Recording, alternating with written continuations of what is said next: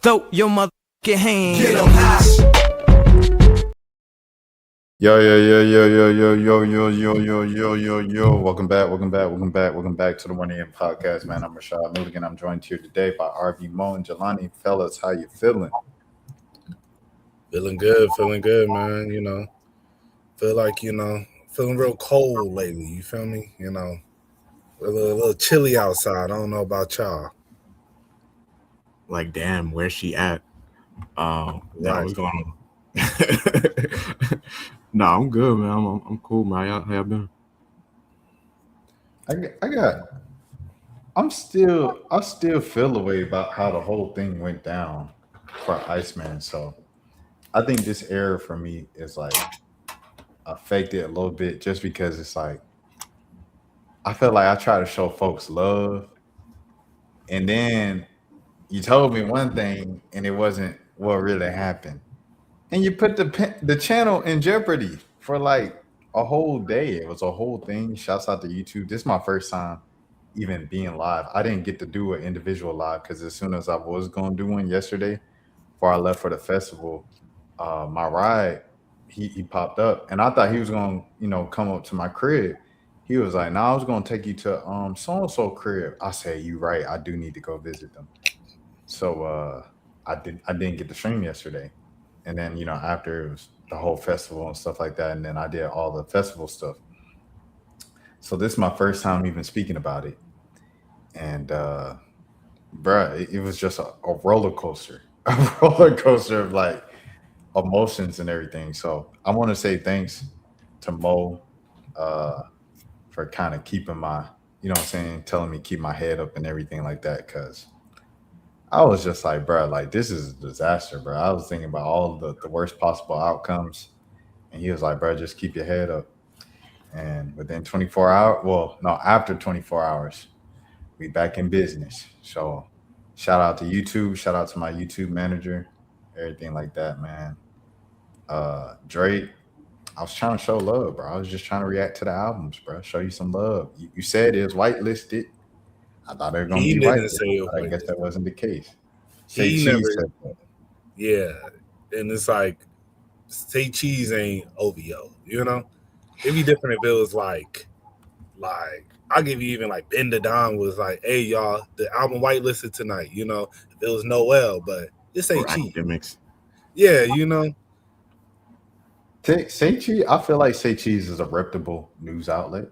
No, they're reputable, but I mean, like, Jelani, what if they lied about? Like, I get how Say Cheese is like looked at as like not a reputable outlet just because like they do interviews with like Charleston White and Rollo and stuff like I get that point, but like on a basic like they report the thing that is right.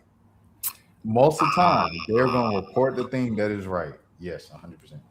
I can't say most of the time. I'll say they shout out to the dude that runs the page, Sean Cotton. Like I respect him getting to the bag. I'm not a hater at all. I don't know. I don't know how accurate a lot of the stuff today. I feel like they just kind of repost like a lot of stuff that's going like viral in Black Twitter, and then if it's proven wrong later on, they're not coming back and like they're not gonna go back in the comment section and be like, "Yo, we got this one wrong." It's just like, "Hey, we got our retweets, we got them likes, we got them engagements." You know what I'm saying? We good now. Another thing, I really don't like Say Cheese. I ain't gonna say I don't like him, but you know what really annoys me about that page?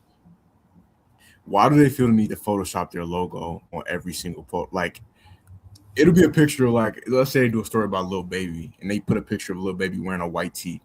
He'll Photoshop his logo onto the white tee to make it look like it's like a polo logo or something like that, bro. Like, stop, cut it out. But yeah. That's a blog thing in general that a lot of people do, and the reason why I don't like it is because it's like it's not your picture.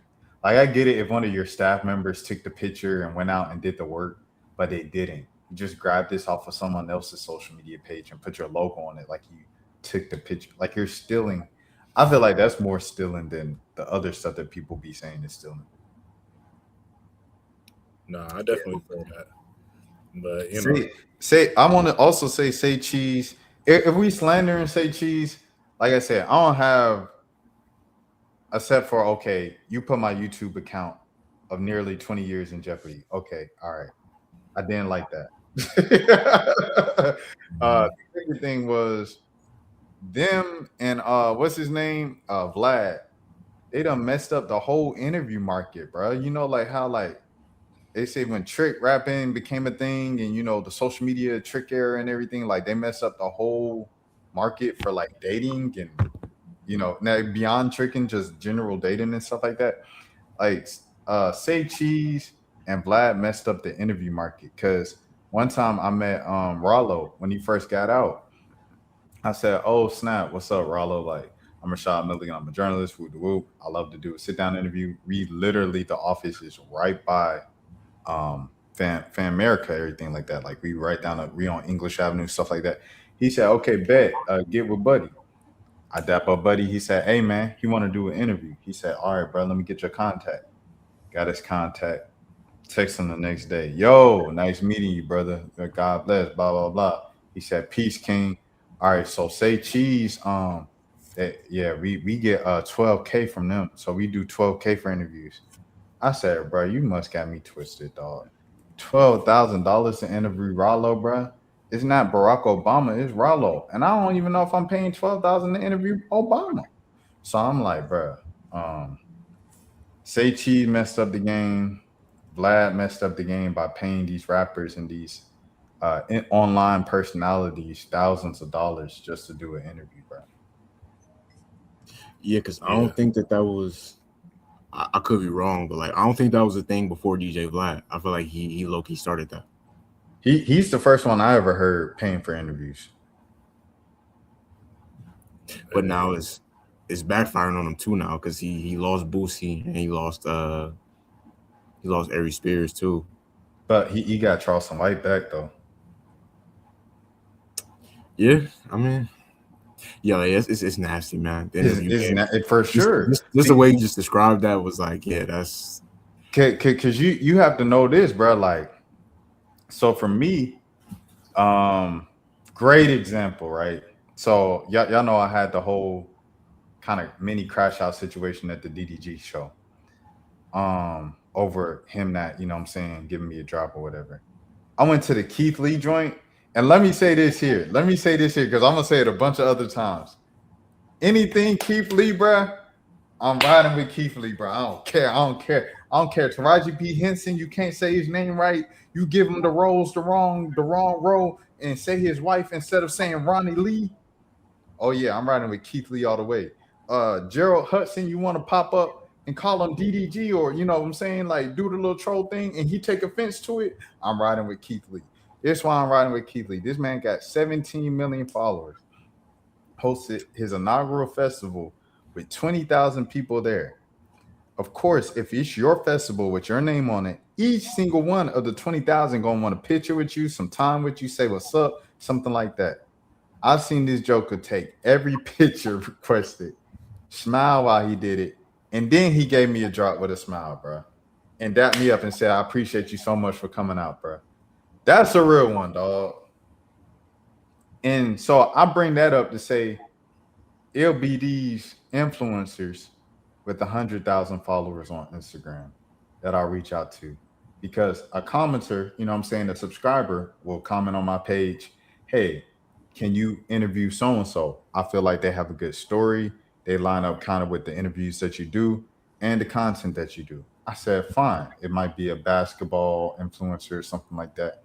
I'll reach out to them. "Hey, I have a subscriber they want to see on the page. My name's Rashad. I've been doing this for 10 plus years. Woo-woo." It'll be them that goes, "What's your budget?" Right. The jokers with the millions of followers, Rakim, Lil Baby, Zaytoven, ain't nobody got no issue with nothing. But the 100,000 followers on Instagram, because they big booty Jew, them the ones that asking what's your budget. And that's the problem with Vlad, Say Cheat. They done messed up the market for everybody, bro. People think now that the standard is to get paid to do interviews. No. Yeah, no, I feel you on that. I mean, it definitely hurts the market, you know, because there could be a lot more good, a lot better, a lot better content out there than what we currently have. If you know everybody wasn't so stressed to get paid about it, but you know, it kind of just is what it is, man. You know, it's one of those things that it's hard to roll it back. You know, there's gonna always be those people who feel, but you know, Keith Lee has always been like a real one, and so you know, I'm glad you was able to get that drop. I just saw a video of where Scary Movie, what is that, 6 that they're coming out with?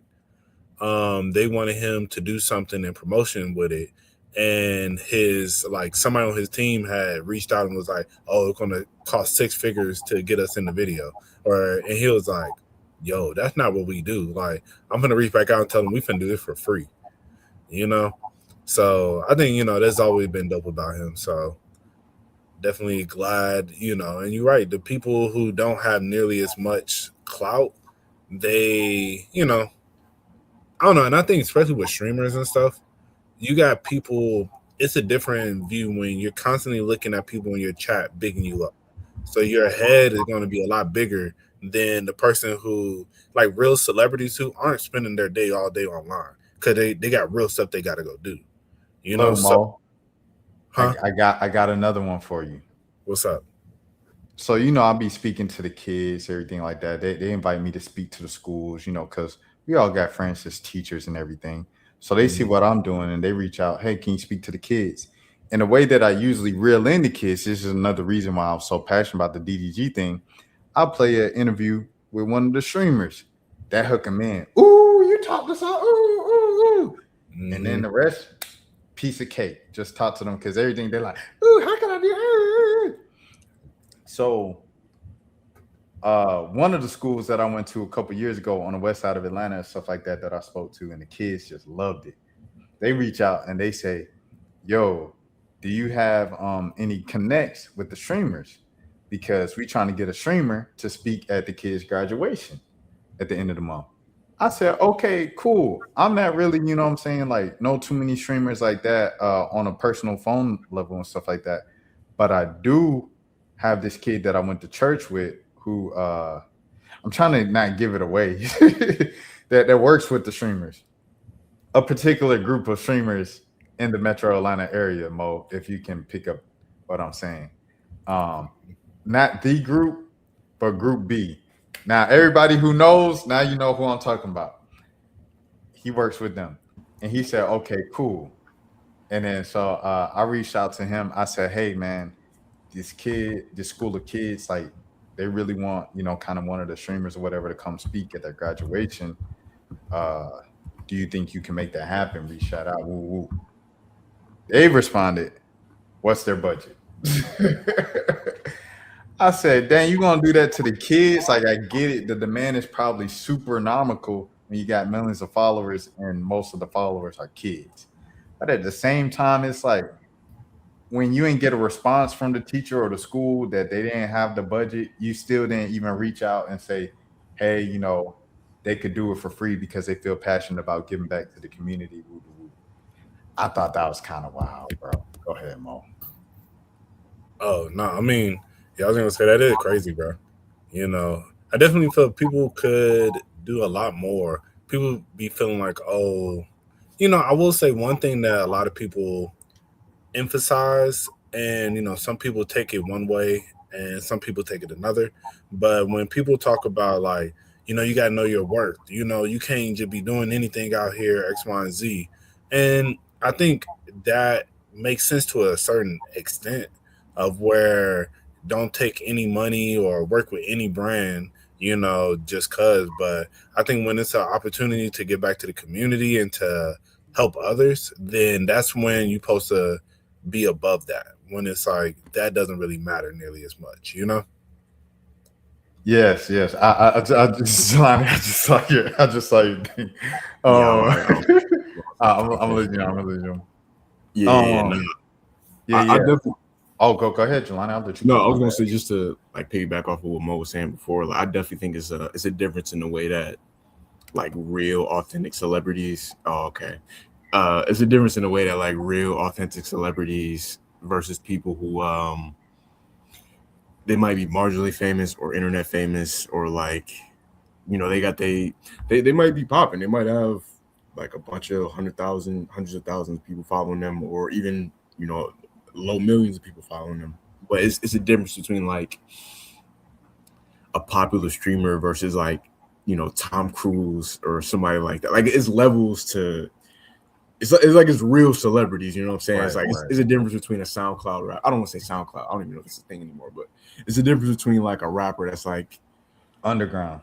yeah, they kind of popping on the internet, like they got their fan base or whatever, versus, you know, I don't even want to say Drake like that level. Like just Fake like a Meek JID. Like and JID's Young Thug. Fake yeah, Meek Young Thug. and Like, Young Thug. yeah, like these are real rappers, you know what I'm saying? So yeah, I definitely think those people that are not really as famous, they do tend to have, because I've noticed that too, like the more like local, like niche rappers, I think it's like a big fish in a small pond type of mentality they have. Oh, 100%. And I mean, I look back at Jennifer Lewis. She said this right after the Met Gala because people were boycotting the Met Gala because, you know, Jeff Bezos was like at the top of it this year, and people were boycotting just how he moved in the last year in business, like getting rid of all of the Washington Post staff and you know, doing, you know, like kind of tightening the requirements of Amazon workers without giving them fair worker rights and stuff like that. So you know all the, and you know his ties to in the whole Israel Palestinian conflict and stuff. So Jen Lewis comes out and she just straight up says, how much more fame do you need? How much money do you need?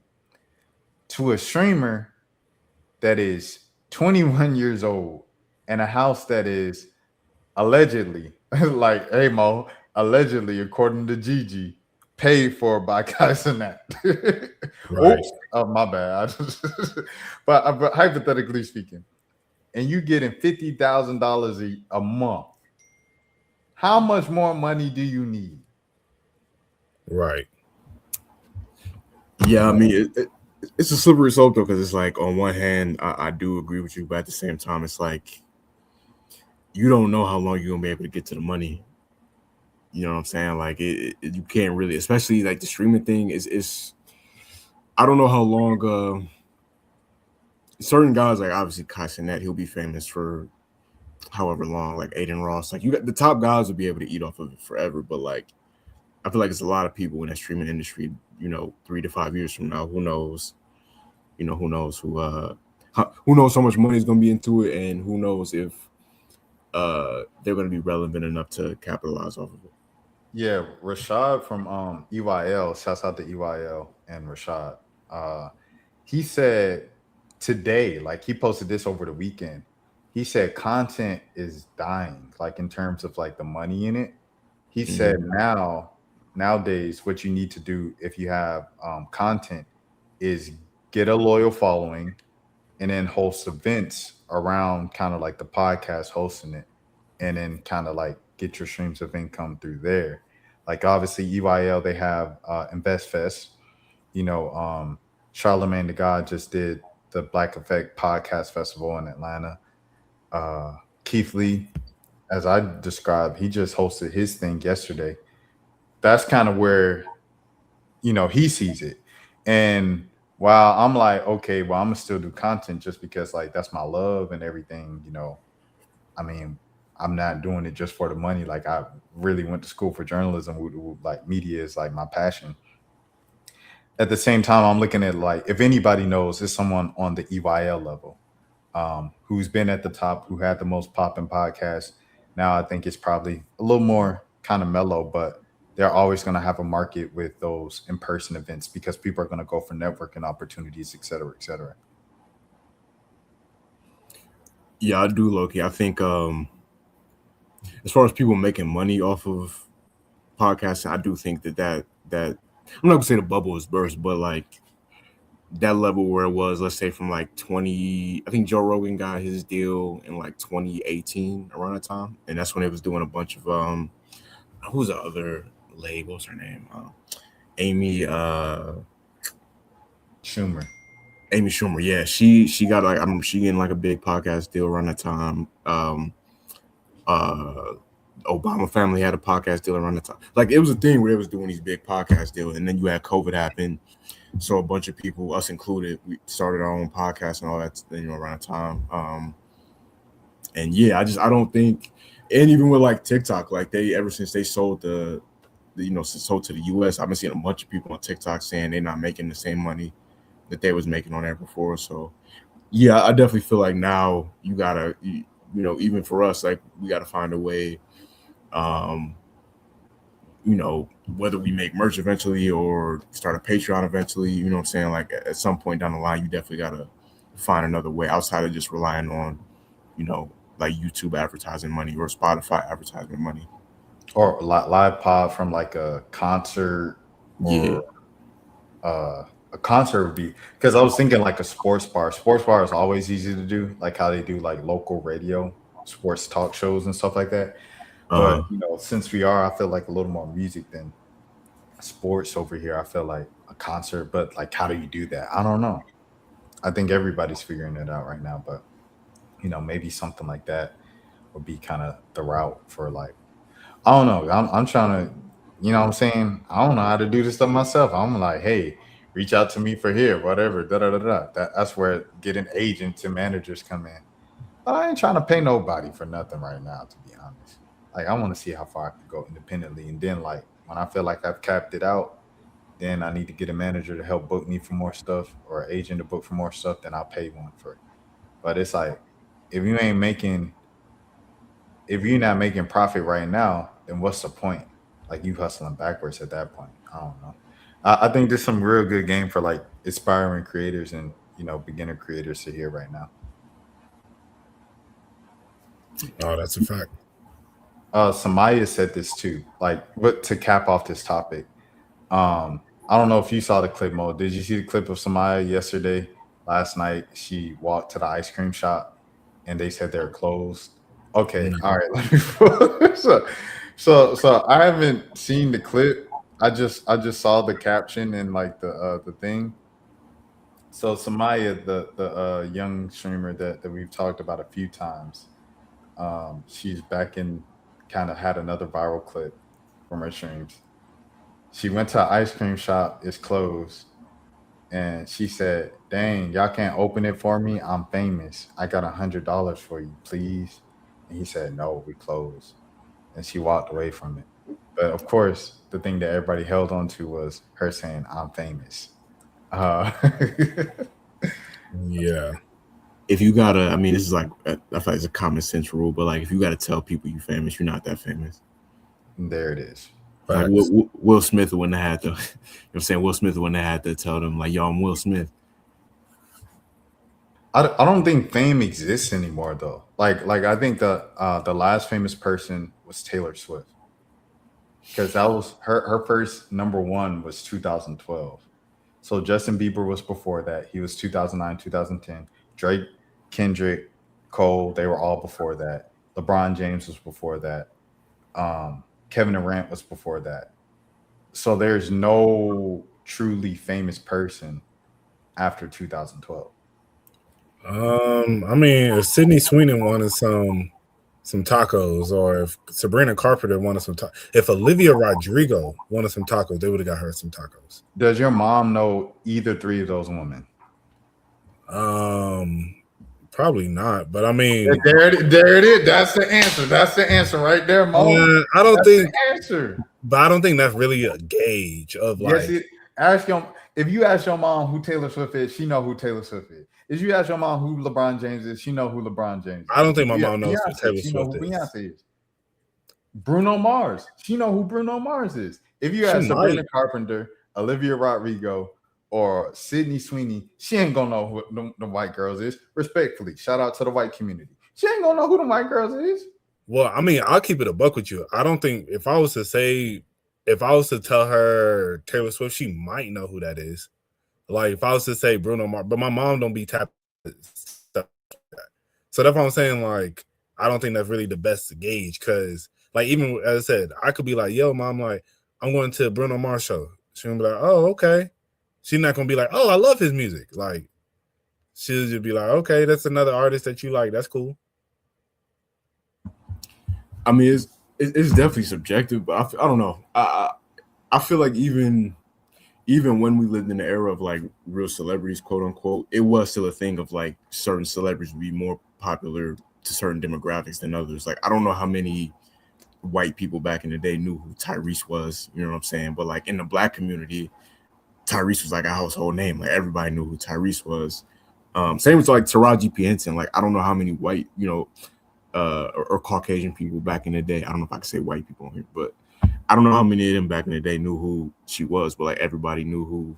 I feel like it's the same thing now. Like there's certain people, like I would say Timothy Chalamet is it Chalamet or Chalamet? You don't even know his last name. But I would, even with the fact that I've never seen none of his movies, but I know who he is. Like I would say he's a real celebrity. But I don't know how many, like you said, to use the mom example. I don't know if my mom would probably know. But I don't know if I don't know how many older people would know who he is, but I do think he's a real celebrity. But I'm saying, example, like your mom might not know who Timothy Chalamet is. If she saw a picture of, she'd be like, okay, yeah, I've seen him in a commercial or something, or a poster, a billboard. But if you showed her, like, if you said Tom Cruise, she know who Tom Cruise is. Yeah, everybody knows. Yeah, that's what I'm saying. But that type of celebrity doesn't exist anymore. Oh, I guess, and it's like this isn't being shady at all, but do you feel like Kendrick didn't become famous until 2024 then? No, Kendrick was already famous before that. Bro, white people did not know who he was. White people had no clue who he was, bro. That's the thing. Everybody, and like, let's keep it above, bro. Majority of Kendrick's shows are white. No, but I'm saying like if you're talking about the white people who don't listen to hip hop, like who just who like they brought up Kendrick Lamar. You know how many white, like, I'm not even capping down. Like how many people after the Super Bowl they were like, yeah, I've never heard of this guy, but he's just so great. You know, the Super Bowl was their introduction to him and they were like, they really rock with it because he had a message, you know, his music was so good, this, that, and the other. But like, I've heard multiple white people who like, they're not tapped into the hip hop community. So, but that's what I'm saying. Like, if that's your definition of famous, then like, I like that's what I'm getting at. I don't think that should be the measurement of if everybody knows you. Cause you say Kendrick been famous. He's been famous. But then it's like, did the world know Kendrick Lamar like to where everybody? No, but that's what I'm saying. They didn't though. They didn't know his music for real. There's a whole like his most famous performance is in Brazil. Like it's got millions of views on YouTube. And it was but like, I'm saying you're talking about the everyday person. How many years ago it was? But you're saying like that's why you brought up like, does my mom know Sydney Sweeney or does my mom know Sabrina Carpenter? Sabrina Carpenter doing millions of views, doing millions of people out in Brazil right now too. But I'm saying so here, but here's the thing I'm saying though. I'm saying it's not an indictment on Sydney Sweeney, Olivia Rodrigo, Sabrina Carpenter, Timothy Chalamet. Like it's not an indictment on them. What I'm saying is back then, like the way we consume media is just different. Like there'll never be someone as famous as Michael Jackson again because our worlds are so individualized. Like people who are watching this right now, the 1 a.m. podcast, they are in one specific corner of the internet, hip hop culture, black culture, You know what I'm saying? Like we never had that before in life. Like our average, the ads we see on our phone are like specialized to what we scroll and look at the longest. You know, like our worlds are so kind of catered to us. We don't see anything else outside of our worlds. So that's why there'll never be another Michael Jackson where it's just like, this is for the entire world. Or like we sit down at 8 o'clock, we watch TV while we eat dinner and we all see the same thing. Jeopardy. That no longer exists. But the thing is, you're using Michael Jackson example. Like, let's go back to the original example of like you're saying with Drake, all the people after the 2012, and it's just like. But I'm saying like Olivia Rodrigo right now is as famous as Kendrick Lamar and Drake right now. Like people know who these people are, bro. Like they know them. They're as famous as probably blog era Drake and Kendrick Lamar, but they aren't as famous as like Kendrick Lamar and Drake right now. No. They're not at the same amount of fame as them. I mean, they meant. I think. Well, if you're talking about the blogger, you're talking about in 2012. That's when you said like after that point, there's nobody else famous. So if we're talking about these particular people in 2012, Olivia Rodrigo is as big as that. I'm saying, but what I'm saying is they got famous before fame got individualized. But I mean, before media got individualized. So that like set the precedent. You know what I'm saying? That set the base for them to be more and more famous or whatever and grow into actual fame. So Bad Bunny, Bad Bunny pretty famous. I ain't gonna lie. Bad Bunny pretty famous. Bad Bunny's a real celebrity, and like he didn't pop out until he didn't start really like dropping music for real until like 2016. So this is, and then when he really became like him was clearly like over the last, I'd say a year or so. Yeah, my mom probably didn't know who Bad Bunny was until the Super Bowl, but I mean, like she knows probably who he is now because he did the Super Bowl. So I mean, let's like, yeah, I'll say Bad Bunny is someone that everybody knows now. I think Bad Bunny might be okay. Yeah, since Taylor Swift, Bad Bunny might be the only real celebrity since then. I think my point is, I think there's other people that are like famous, you know? Cause I think it's like, if you're, as I said, like, I don't really know the exact metric that you're putting it off of, but I think there's still a lot of people that if they was to go to the taco shop in Hawaii, they would have got the taco. Like, you know, that's what I was getting at. Like, I'm like, for her to be like, I'm famous, you know, it's like, but you like, ain't nobody famous. So nobody, like, I take it as like, nobody would have got the taco. Like, nah, it's a lot of people who are popping right now who started popping within the last 5 years that would have been considered like, this person is for sure famous, you know, like this person is up there. So like, I think Cardi B is a good example, right? Like Cardi B's mad, great example, huge, right? And she popped, like you said, in the last 10 years. I don't know if Cardi B is like Nicki Minaj famous. Cardi about as big as Nicki Minaj, bro. Everybody knows who Cardi B is, bro. But I'm saying Nicki Minaj did songs with Taylor Swift. You know what I'm saying? Like she had a Taylor Swift kind of thing going on at the beginning of her career. I mean, to be fair, Ice Spice did a song with Taylor Swift. Ice Spice definitely not. Yeah, I mean, yeah, like you say. But Ice Spice, she definitely, you know what I'm saying? She definitely a tier or two below. Like Ice Spice Ice Spice can go to McDonald's, bro. Like we saw the video. Ice Spice can still go to McDonald's with a hoodie. Yeah, that's a fact. Like Drake can't go to McDonald's with a hoodie on. No, facts. So I mean, if I say, I think like the Cardi B, Meg Thee Stallion, you know, both of those people they're famous. Like Meg's pretty popular too. I low key think Cardi's way more famous than Meg. And Meg, no, for sure, Cardi for is, sure, yeah, for sure. Meg is more black famous. Yeah, Cardi is like just everybody knows who Cardi B is, bro. Like I don't. Yeah, Cardi B is pretty big, bro. Like that's one I can ask my mom, I ask my grandma, like you know who Cardi B is, to keep it a buck. And it's crazy because it felt like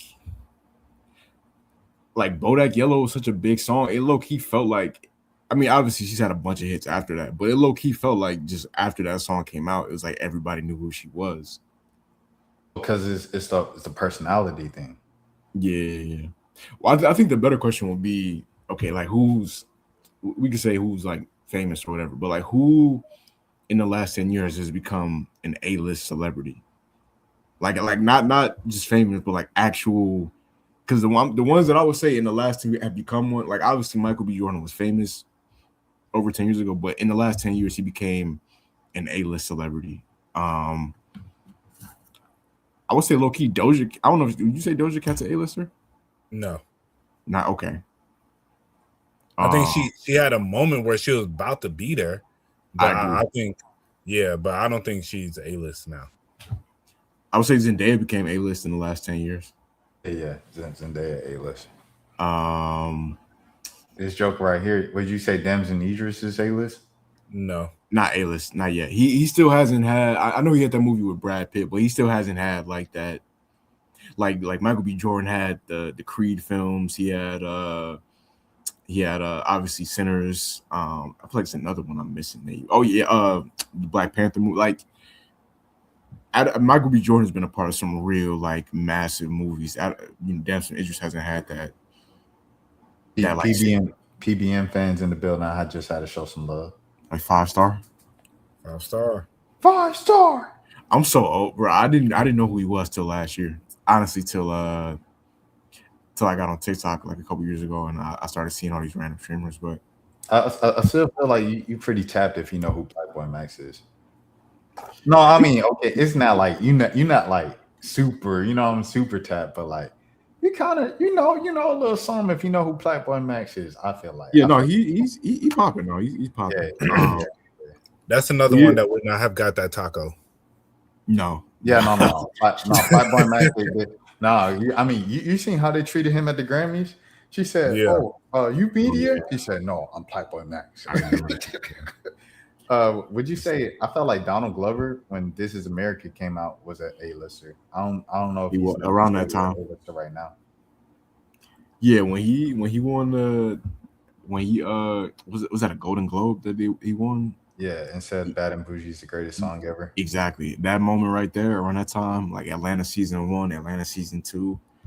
I definitely would say at that point he was an A-list celebrity. But yeah, the overall we haven't had many in the last 10, 15 years who are like actual bona fide A-listers. And and I will say, Rashad, I do agree to your point of where we are in a more individualized like society. So people don't get nearly as big and they don't blow up as quickly. But I just feel overall there are people who still become like household names where it's like no matter like the majority of people are going to know them. But then at the same time, I think like even if not everybody knows them, there's still some people who are like pretty famous. Like I'll say another good example. People from them Korean K-pop people, like Lisa. Like my mom may not know who Lisa is. But I don't know who Lisa is. But let her pop out somewhere, they're gonna go crazy. Like for real, And it's like her and Jenny. Jenny is actually probably a little bit bigger than her. But yeah, like both of them, like respectively, if they were to pop out like in America, any place in the world for real, it's going to cause commotion. Like they can't put on a hoodie and just like go to McDonald's, like as you said, like it's going to be a thing.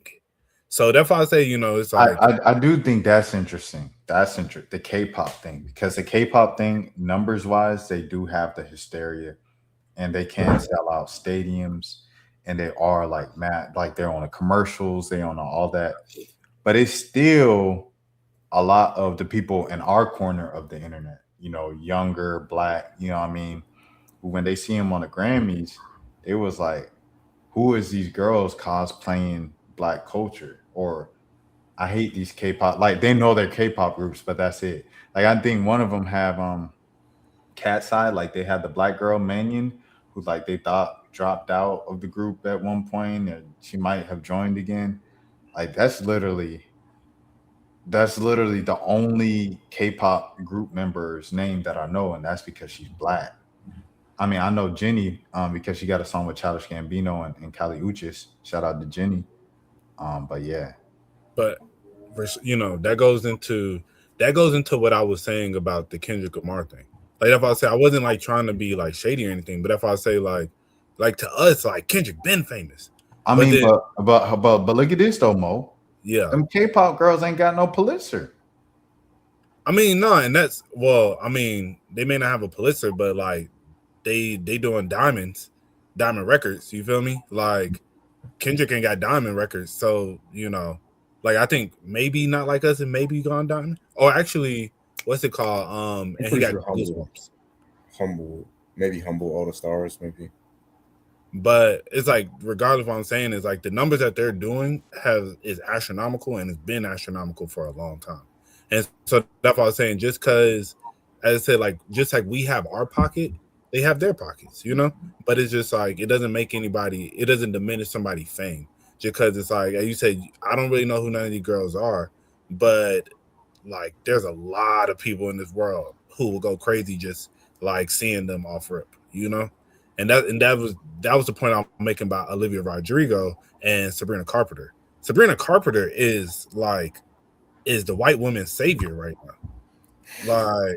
Like just to be honest, like she's like right below Taylor Swift.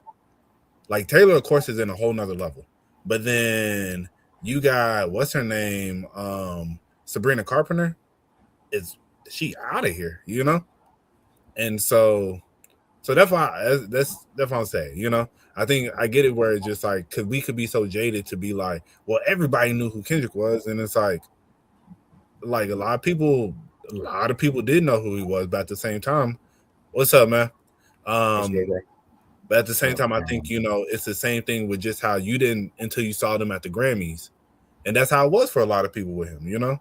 No, I'm not saying Kendrick in 2012 was mad famous. Like, I'm saying he became famous before 2012. And then he grew into something bigger, you know what I'm saying, to where he's, you know what I'm saying, actually famous now across everywhere.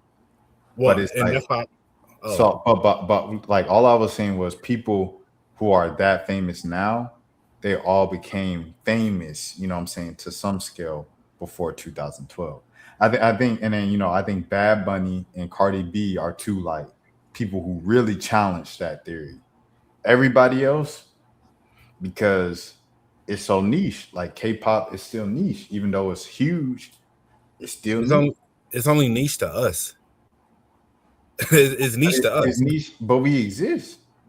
And I mean, but that's what I'm saying. It's like, and just like how hip hop. Let's go soccer players, right? Yeah. Let's go soccer.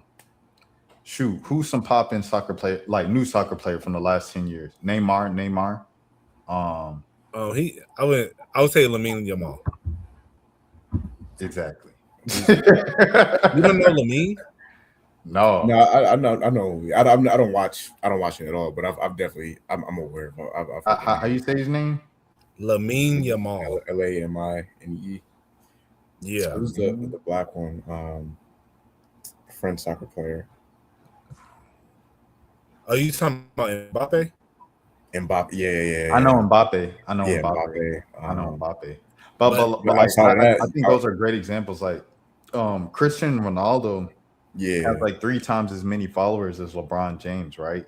And like we know Ronaldo, and we know Messi, and we know Pele, and like, you know what I'm saying, like we know the older guy. Ronaldinho was like huge for our era. David Beckham, stuff like that. David Beckham, right? But like once media became like, and we weren't watching Sports Center make a big deal of David Beckham coming to the United States every day for 3 months. Like once that stopped becoming a thing, like people in our corner of the world don't be knowing who the, you know what I'm saying, new pop-in soccer players are.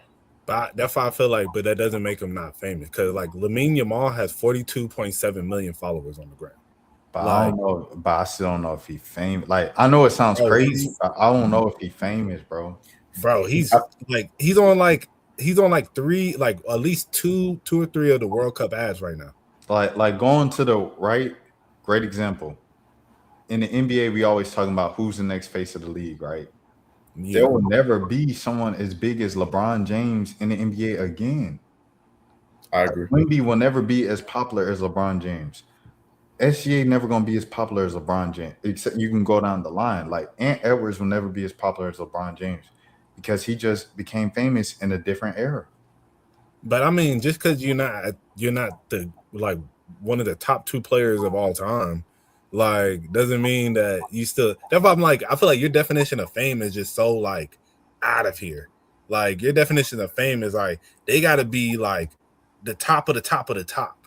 And but that's fame. That's what we started with. Remember, you said if Will Smith walked into the taco place and said, "Yo, I'm Will Smith. Let me get some tacos." Like, oh no, Jelani said that. Yeah, like, Will Smith don't have to be like, "Yo, I'm Will Smith. I'm famous. I did the song." Hey, but that's why, to your point. My point was the Sabrina Carpenter and Olivia Rodrigo, and so I'm still on topic with what I was saying from the beginning. Like, I just feel like that's what I'm saying. Like, I think these people are famous. They're for sure famous, and just because it's not just like Morgan Wallen. If Morgan Wallen was to walk down the street right now, I would not know who that white man is. Morgan Wallen ain't Taylor Swift though. That's what I'm saying. But he the country Taylor Swift. He's up there, bro. The Like, country Taylor Swift is crazy. but yeah, Taylor Swift not country no more. Yeah, I know. Taylor But she Swift's like probably, started yeah. off. We got country roots. But Yeah, that's right. who's a white man that was as famous as like Morgan Wallen is right now? That's like you probably say what's Buddy name? The comedian Jeff that had Are You Smarter Than the Fifth Grader? Well, right, like right now or all time? Like I mean just like back in the day when like celebrities were more mainstream. That was Jeff Foxworthy. Jeff Foxworthy. Like Morgan Wallen might be like Jeff Foxworthy in 2005, bro. Or like Larry the Cable Guy. Larry the Cable Guy's a great example. He was mad famous. Yes. Get her done. Yo, Get her done. Yo, no, but I do think I get what you're saying. Like you can't say that somebody who has millions of is not famous, but at the same time, I do think famous people were more famous. Like I think of like reality stars used to be more famous than what they like. Snooki was a real celebrity at one point. Like people like you talk about people like your mom not like I'm pretty sure my mom at some point knew who Snooki was just because of how big Jersey Shore was at that moment in time. I don't think you think like, she knows the situation? I don't think she knew the situation. I don't think the situation was as popping as Snooki was, but she might have though. Who knows? But yeah, I just don't like. They got baddies and stuff like that. Like, bro, none of these girls on any of these reality TV shows right now are like who is going to be the Drea Michelle of baddies right now? You know what I'm saying? Like, it is a certain thing of people being more famous when we were all sitting around watching TV and there was only like 300 channels and we all it was just less like if you look at an episode of I'll give you a perfect example. Like WWE is making more money technically financially than they've ever made right now, but Roman Reigns is not Stone Cold Steve Austin. Like I don't care if he's the top guy in the company, but you're not as famous as Stone Cold was back in the day or The Rock was back in the day. Like they were John Cena. Yeah, they were real celebrities because you had to, if it's a Monday night in 2002, and it's not Monday Night Football season, like what else is everybody going to watch besides Monday Night Raw? You know what I mean? Versus now when it's like you can go watch streaming or you can go on TikTok or you can go on Instagram or you can go on, you know, whatever. So I do think we have a lot of famous people, but it's hard to reach that like ubiquitous level of fame that people used to have. Like great example, Mo. Like DDG has 7 million followers. I still think DDG is black famous. Yeah, 7 million. Yeah, 7 million is like you popping. Yeah. Like you know. But that's what I was saying with, excuse me, with like that's why I brought up Lamine Yamal. Like Lamine Yamal is like. Oh, I know him now. I know him now. Yeah, but that's what I was saying. I'm like, yeah, he's a person that like, you know. That boy is like he's pretty famous. You know, it's like I think. Do you think he could walk Bourbon, bro? No, I think he could, bro. I don't think he could walk Bourbon. I'm gonna keep it. What'd you say, Jelani? What'd you say? DDG? Oh, no, not Bourbon. Wait, you say who? Yamal. Oh, Yamal. Oh, DDG can't walk Bourbon because he black. He black famous. I was gonna say he would be black American. he might get swarmed on Bourbon. Yeah, for sure. See, the thing about it is that soccer is one of those sports where it'd be people watching that you wouldn't. I'm gonna be respectful to this sport. I'm gonna say football. Football is one of those sports where there's people that watch that sport that you would never know, like because the numbers is real. Like somebody got to be watching it. Everybody act like they don't watch it. Some of the people are watching that, so I'm saying to say, I want to say yes, but at the same time, I could see a scenario where it's like, okay, let's put it like this.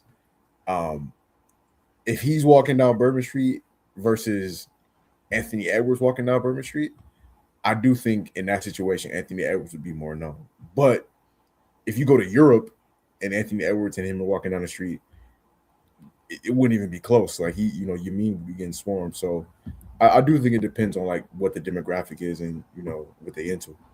I mean, I think all it takes is one person to be like, yo, that's Lamine Yamal. And it's because also, yeah, it's just take that one person. I don't think everybody finna be like, who is that? Like, that boy gonna get swarmed.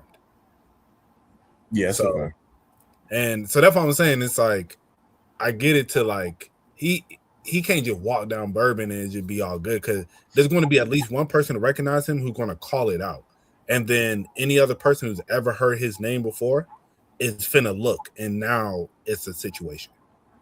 So I don't think he finna just go unnoticed. You know, I think if Kareem Benzema, who has even more followers than him, if he walks down there, you know, there's a good chance that he may not get noticed. You know, but I think it's also about I think he has a particular look as well. Like, cause I ain't gonna lie, he walking down Bourbon, he gonna have that on.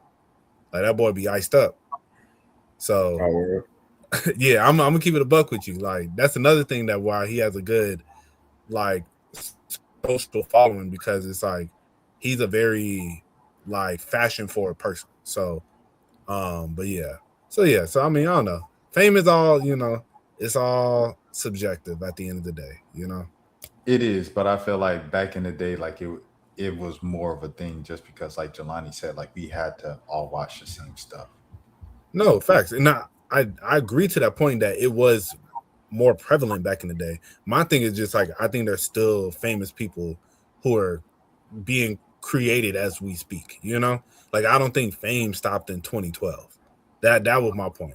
I don't think Okay. I think I think Speed was the original guy I said. I feel like Speed is the closest guy to come to a celebrity since 2012. Yeah, Kai pretty famous too. Like if we're gonna keep it a buck.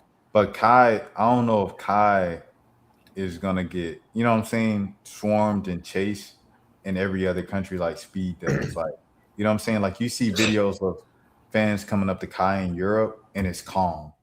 Like he can, hey, what's up, guys? Shake their hand and have full conversations with them. You know what I'm saying? Like he can't do that. Kai can't do that in NYC. Kai can't do that in America. But in Europe, he can because the fanfare just isn't as crazy all the time. If Speed go to Europe, it ain't no, hey, how you doing? Is do a backflip. Like, you know what I'm saying? It's crazy.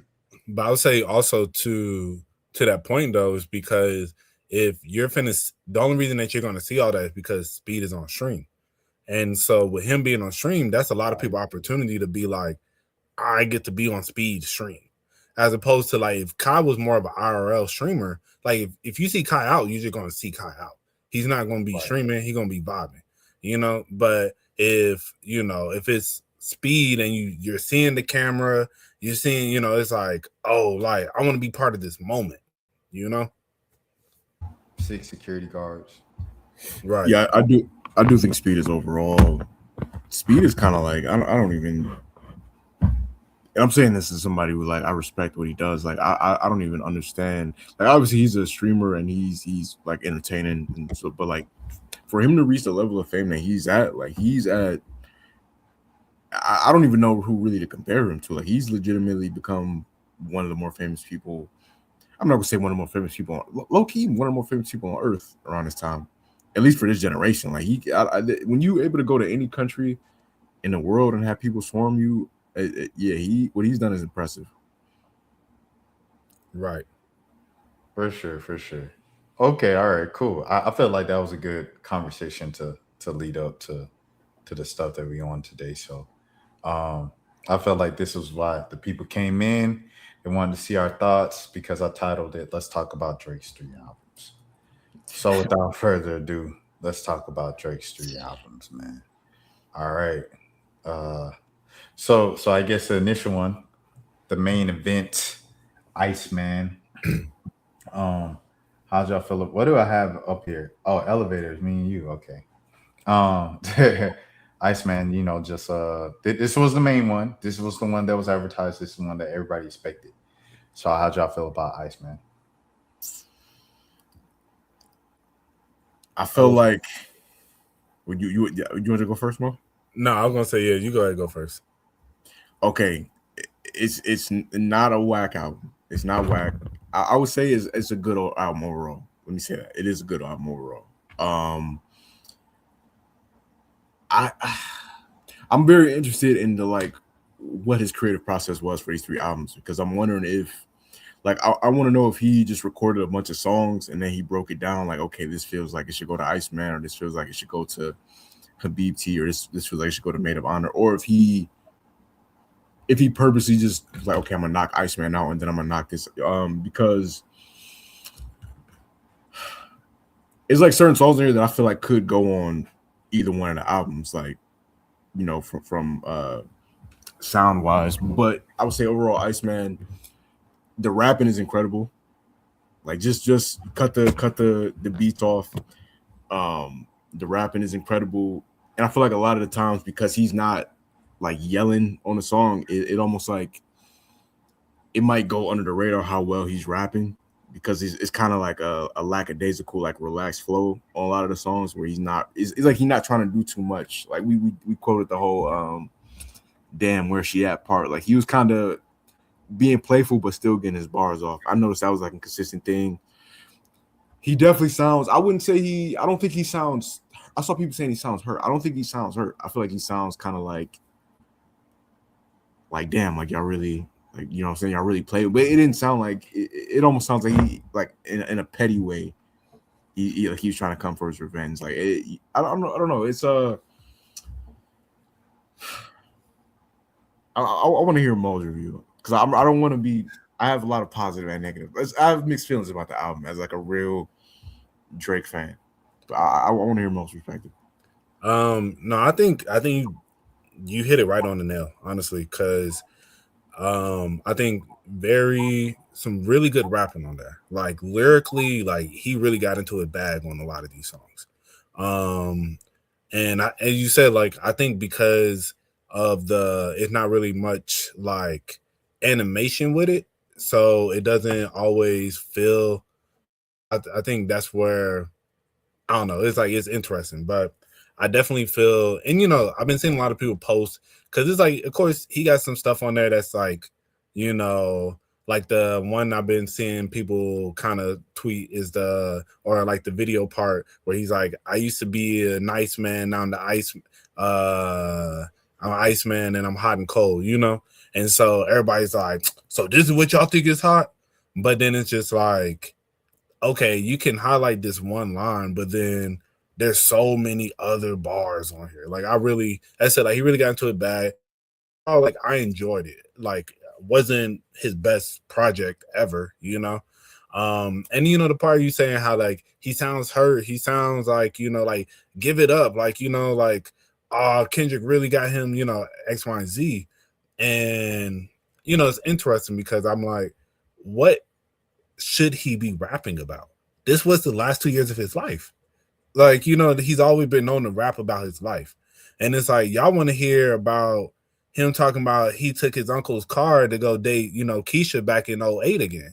You feel me? Like, that's what y'all want, that Drake back. But it's like, he did all that already, you know?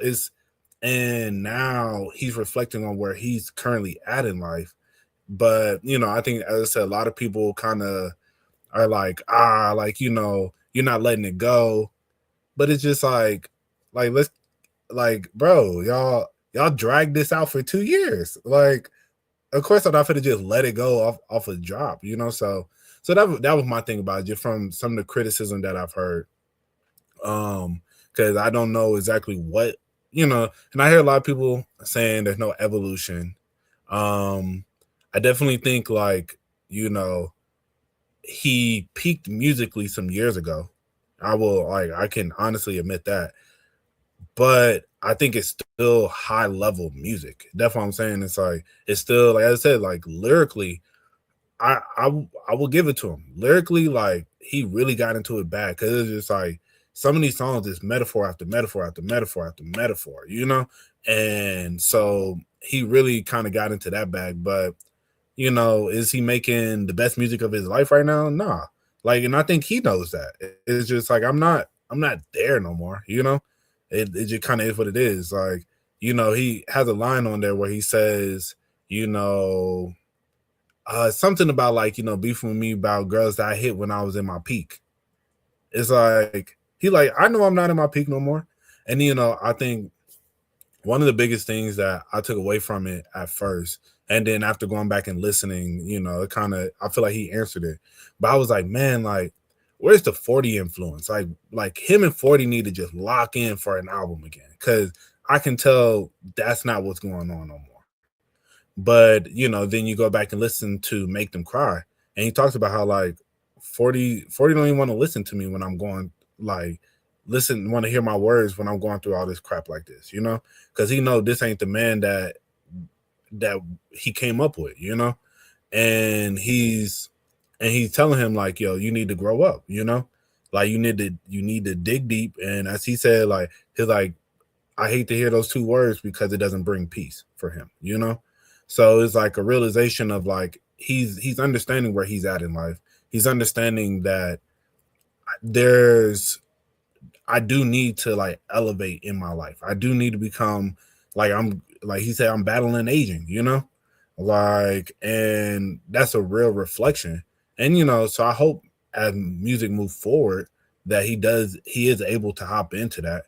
So as I said, like I'm glad that he does address that. And as I said, I think that's just a realization. It's like, we can want him to be at a certain place in his life, but shoot, we all want to be in different places in our lives at times too, and it's just like realistically, sometimes we're just not there, So, and I think that's the realization. You feel like you have all the money, you have all the fame, you have this, that, and the other. You should just like, you're about to hit 40, bro. Like you need to just be ready to settle down. But it's like, I mean, if it's not going that way, it is what it is. But at least he's acknowledging it. He's recognizing it. And he says, I mean, I guess in a sense, he's saying he wants to make that move, but I mean, we'll see, So I say like, overall, I enjoyed the album.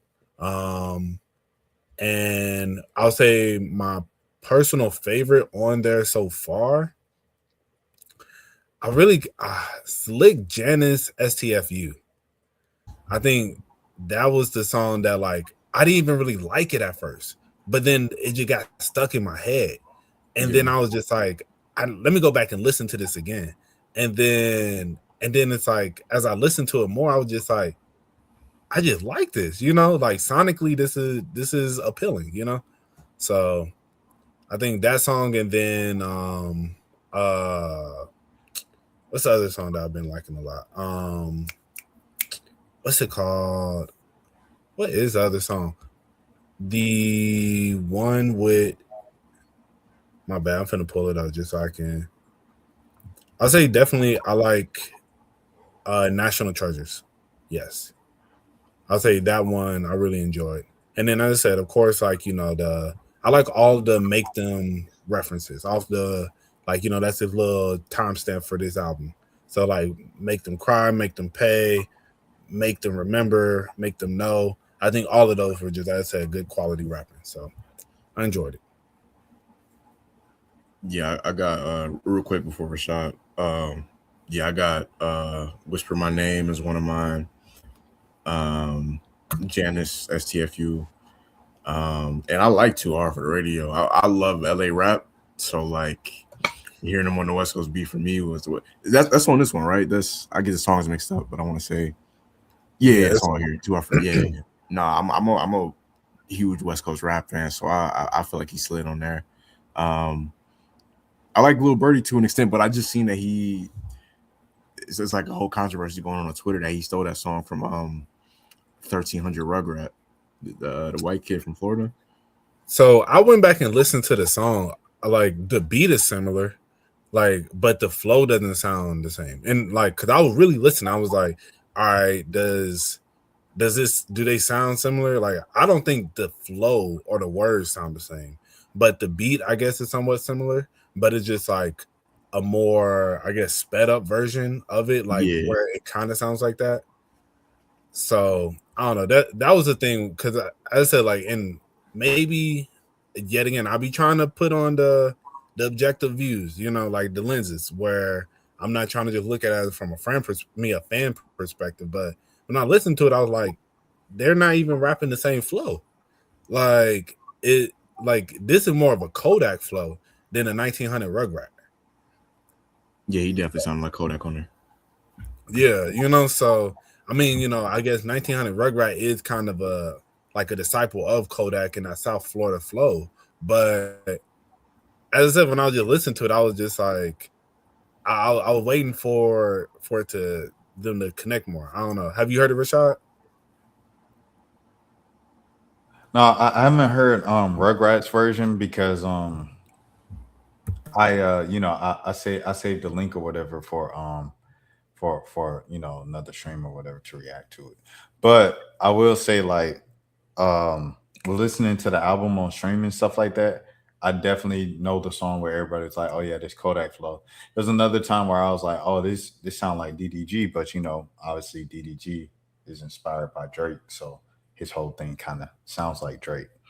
Uh, yeah. I'll say that off top just to answer that question. And I'll let you keep going if you want to keep going.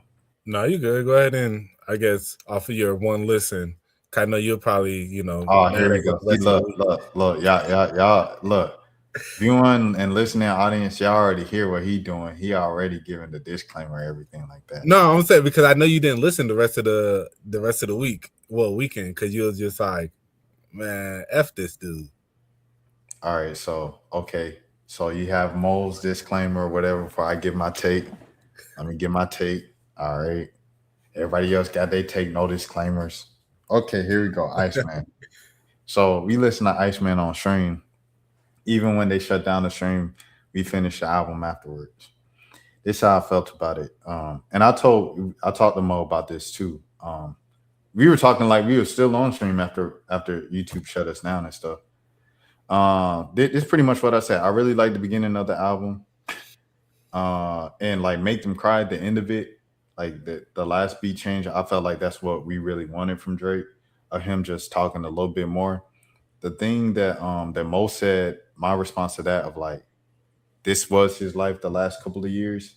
We just had J. Cole release a whole double disc album of like 32 songs where he barely mentioned the beef. And like the last few years of his life has been like known as the guy who apologized. And he didn't mention it to the point where I was actually upset that he didn't even mention or really bring it up for real. Okay. Before you move forward, Rashad, this was an album 10 years in the making that was supposed to be about his life. But he said he redid the whole thing after the apology, right? But he had to go he had to tear everything down and redo the whole thing. That's what he said. No, he didn't say he had to redo the whole thing. A lot of those songs he didn't say I had to redo the whole thing, but I had to rethink the whole, you know what I'm saying, kind of joint of it because of the beef. But you got to think it's like the first album was supposed to be where he was at 29. The second album was supposed to be where he was at 39, which are all before the beef. So if it's like, if you're making an album that is where you're supposed to be reflecting on where you was at these particular ages that were not at the time of the beef, it wouldn't make sense for you to even mention the beef. That's why he did the little Birthday Blitz. Yes. So just to that point, that's what I'm saying, just to kind of rebuttal that, because it's not like J. Cole would just, this isn't an album that was 2 years in the making. This is our 10 years in the making, where I'm trying to make my perfect album where if I never want to make music again, this is it. And I wanted to reflect upon my life and where I was at during certain points. Those are two different things. This is just an album. Like, this is an album that is more about recent times. This isn't like him reflecting on his life at a certain point, Okay.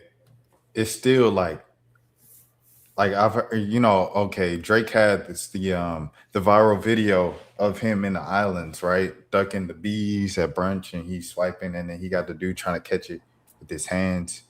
Like, you can make a whole song from the bees perspective. You know what I mean? Like, I seen Lil Dicky has a whole song about Russell Westbrook on a farm. Like, what if Russell Westbrook was raised on a farm and no one's seen him before?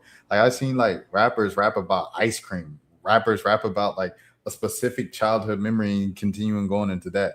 Like, there's so much you can do. You could rap about your entire day with Adonis. Like, yeah, wake up, get Adonis ready for school. Hey, man, he growing up before my eyes. He looking like me. I can't believe this. It's a little like you could have did that whole thing. You could have did the like, you know what I'm saying? Like, talk about it a whole song long. Like, there's so much you can do with rap. I feel like with creativity, and I think that's what people want when they're talking about like dig deeper, bro. It's not just like telling us more about your personal life in a bar and then that's it, and you never revisit it. Like, tell us about like continuing to, like, this is something that Drake does extremely well, ironically. Like, how about now and all of that, and you know what I'm saying, like, in Marvin's Room, and you know all of these records where he's talking about the women specifically and how they hurt him, and you know his thing and where he was back then to versus the how people treat him right now. Like, Drake is one of the best at doing that. Like, so to kind of relegate that to all of the things that we've seen in the public eye the last few years, and specifically with this album, I do think it's kind of, because it's like, because if you say, oh, he's just talking about his life, then you go to another thing of like, dang, is his life just work? Like, you know what I'm saying? Like, you don't have a life outside of work, bro. Like, I know you do, because like on Instagram, when you did that whole what's his name, Drew Walls thing, right? The Drew Walls Get Ready With Me video or whatever it was around the crib.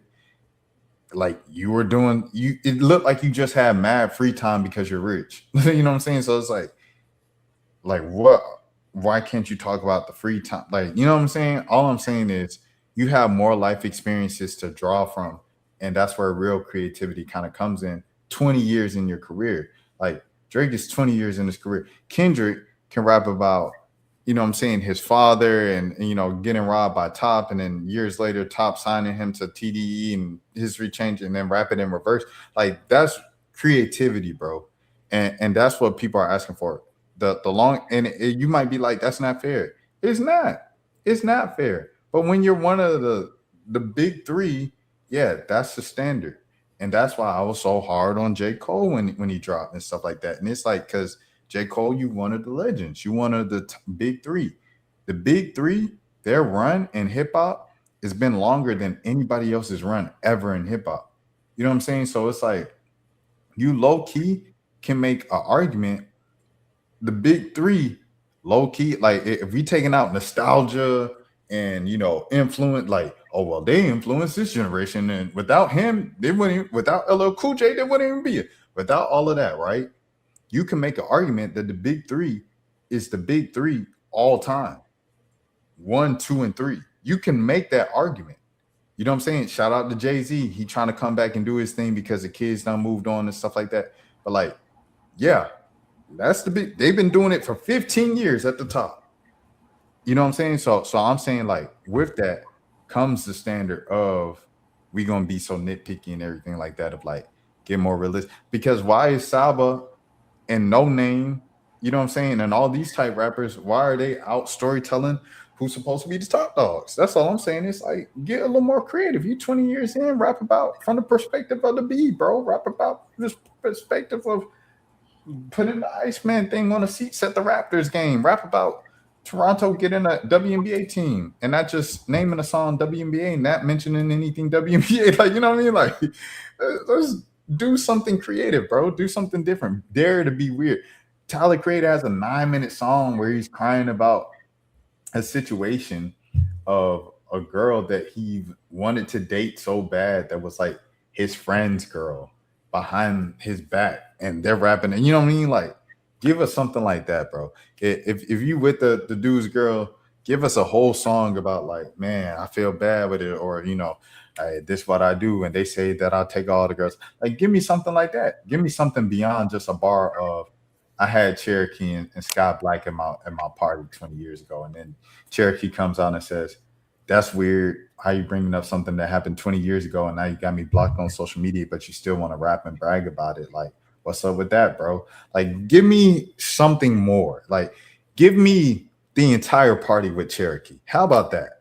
Give me the first time you logged on your laptop on tour or whatever, saw your first Cherokee video, the moment you fell in love with Cherokee, the moment you felt like you started fantasizing about, oh, if I ever had Cherokee in my hotel room, to the moment you reached out to her, to the moment she came in, how'd you feel? Was your heart pumping? Were you nervous? What J. Cole said, it wasn't nothing like that first time. She was in my, give me something like that, bro. Don't just give me a bar and then move on. I think that's the problem I'm having with Drake, because when he just uses a bar and he keeps it pushing, then it's like he starts to relegate what I felt like towards the back end of this album. Because I ain't gonna lie, I like the front part of the album. The Ran to Atlanta when he's talking about Atlanta know what I did. That was, I ain't really, what I'm saying? Because it's like, bro, like Atlanta rock with Kendrick. What you mean?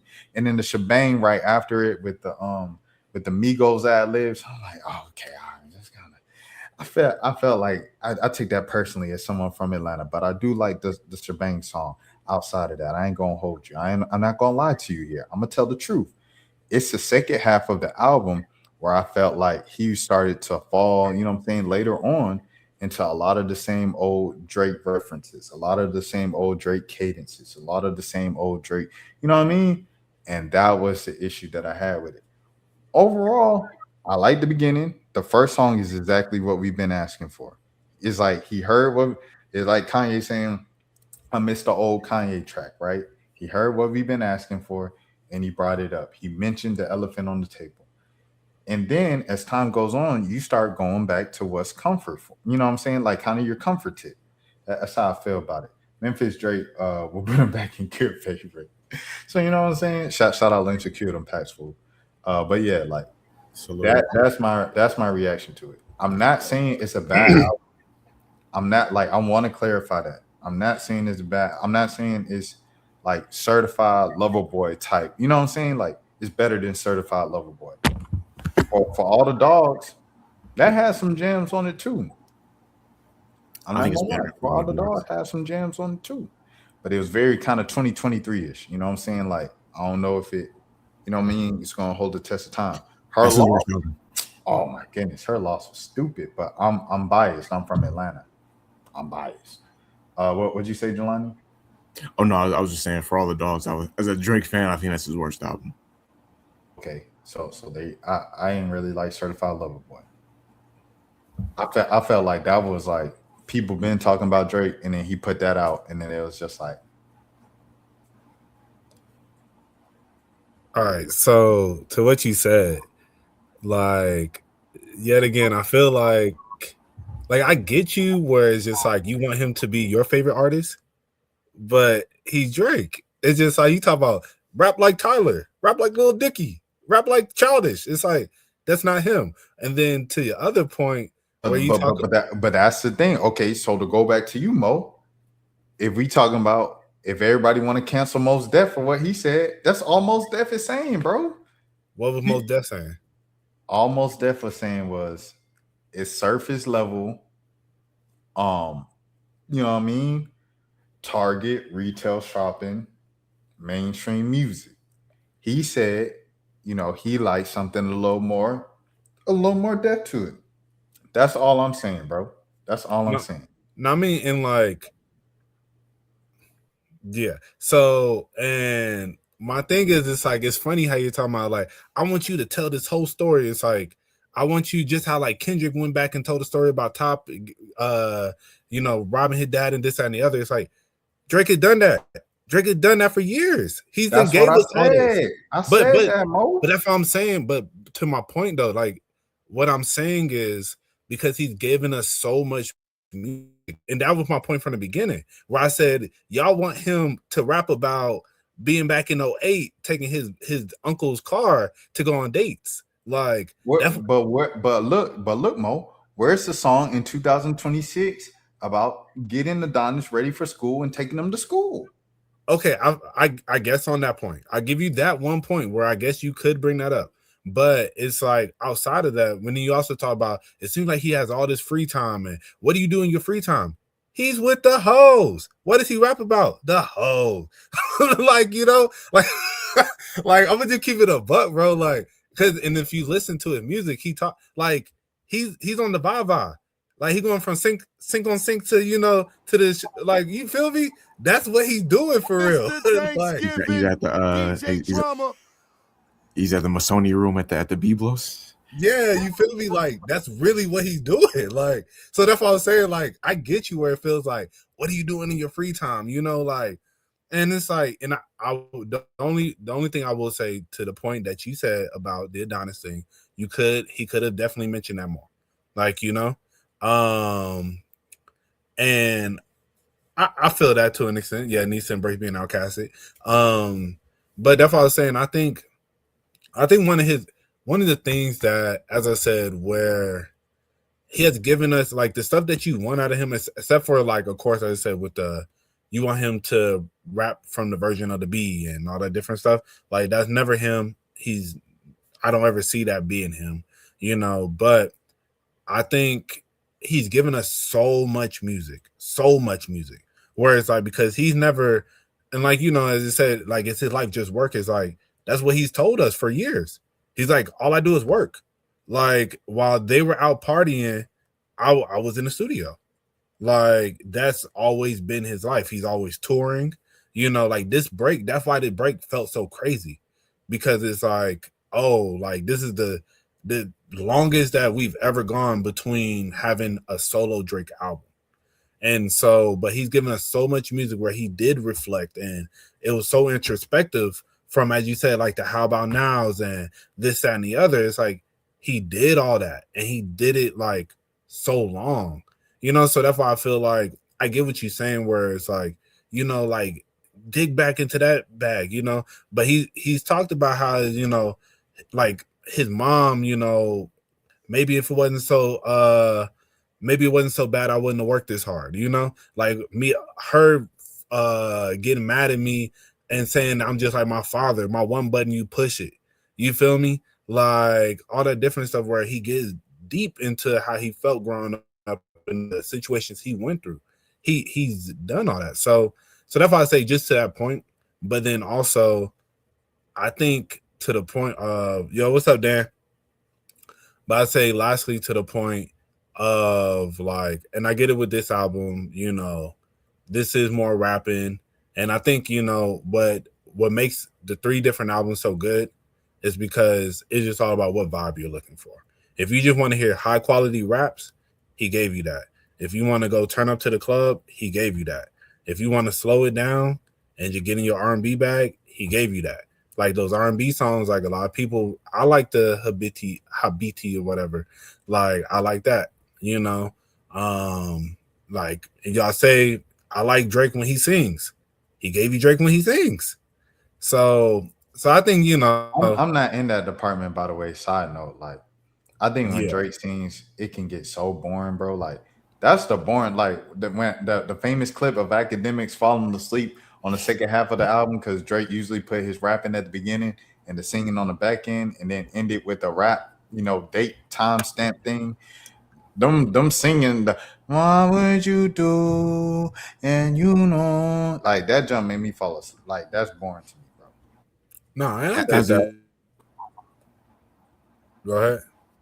I was saying, for when it comes to singing songs, for me, it depends on the production, because there's certain slow Drake songs that I love, like, but it depends. Like I think of a song like Days in the East is one of my favorite Drake songs. He has, but then there's certain Drake songs, like you said, where it's like I'm not, and I definitely felt like that on the album at certain points. There were certain points on the album when I was listening, like, okay, the more like relaxed, lackadaisical flow, it works at certain times, but then there were certain times when during the album I kind of found myself like, okay, I wish he had a little more energy here. But I ain't mean to cut you off. My bad, bro. No, you good. But yeah, so, but I mean, as I said, everybody has their opinion. I get what you're saying. It's like, where you want more, and as I said, I think he's just a victim to, he gave us so much. He gave us so much of himself, so much, like, for so long, that you just like, bruh, keep giving us everything. Like, I want to know every part of your life. I want to know every little detail about, every little moment that you had, because you're able to describe it so well. And, and I think like throughout this album, I don't think that's really what he wanted to get back into. Like, I think there's points where he kind of talks about that, but it's just like what he's going through right now is like a lot of people hating on him. A lot of people that he thought were his friends, they acting different on him. And his label, is holding him hostage. you know. So those are like the things that he's going through in life. So it's like I'm gonna talk about what's like really going on, you know. Scary Hours 3 was another one that I wanted to shout out, which was, the extension of For All the Dogs. Man, when that Joker came up, oh, I don't need a man. I don't listen to Drake. I go on the link tree and you sucking on can what the like that was crazy. That was hard. That's what I want. If you asking what I want from Drake, that's what I want from Drake. And the reason why I want that from Drake, that storytelling, that type of, you know what I mean, take me through the story, Paul, everything like that. The reason why I want that from Drake is because Drake has the ability to do it. Drake has the ability to rap like that. And that's what I like from Drake. So it's like, if you have that ability and you one of the top dogs, I want you to rap like one of the top dogs. Like that's all I'm asking. That's all I'm asking. You know what I'm saying? Like, and Mo said you felt like he was rapping like that. I felt like at parts of the album, especially at the beginning, he was. And then it was kind of like after a while. And then if you want to say he's giving us so much music, then dang Drake, give us 10 tracks in. You talk about you don't want to give us 10 tracks because you want to hit all the bases for all the fans. Give us 10 tracks on the rap album. Give us 10 tracks on, I don't know how many tracks are on the R&B and the island joints, but you know what I'm saying? Just give us 10 tracks in. So at the end of the 20, how many songs was on Iceman? 18. So at the end of the 18, you know what I'm saying? I think everything down from like 21 Savage outside the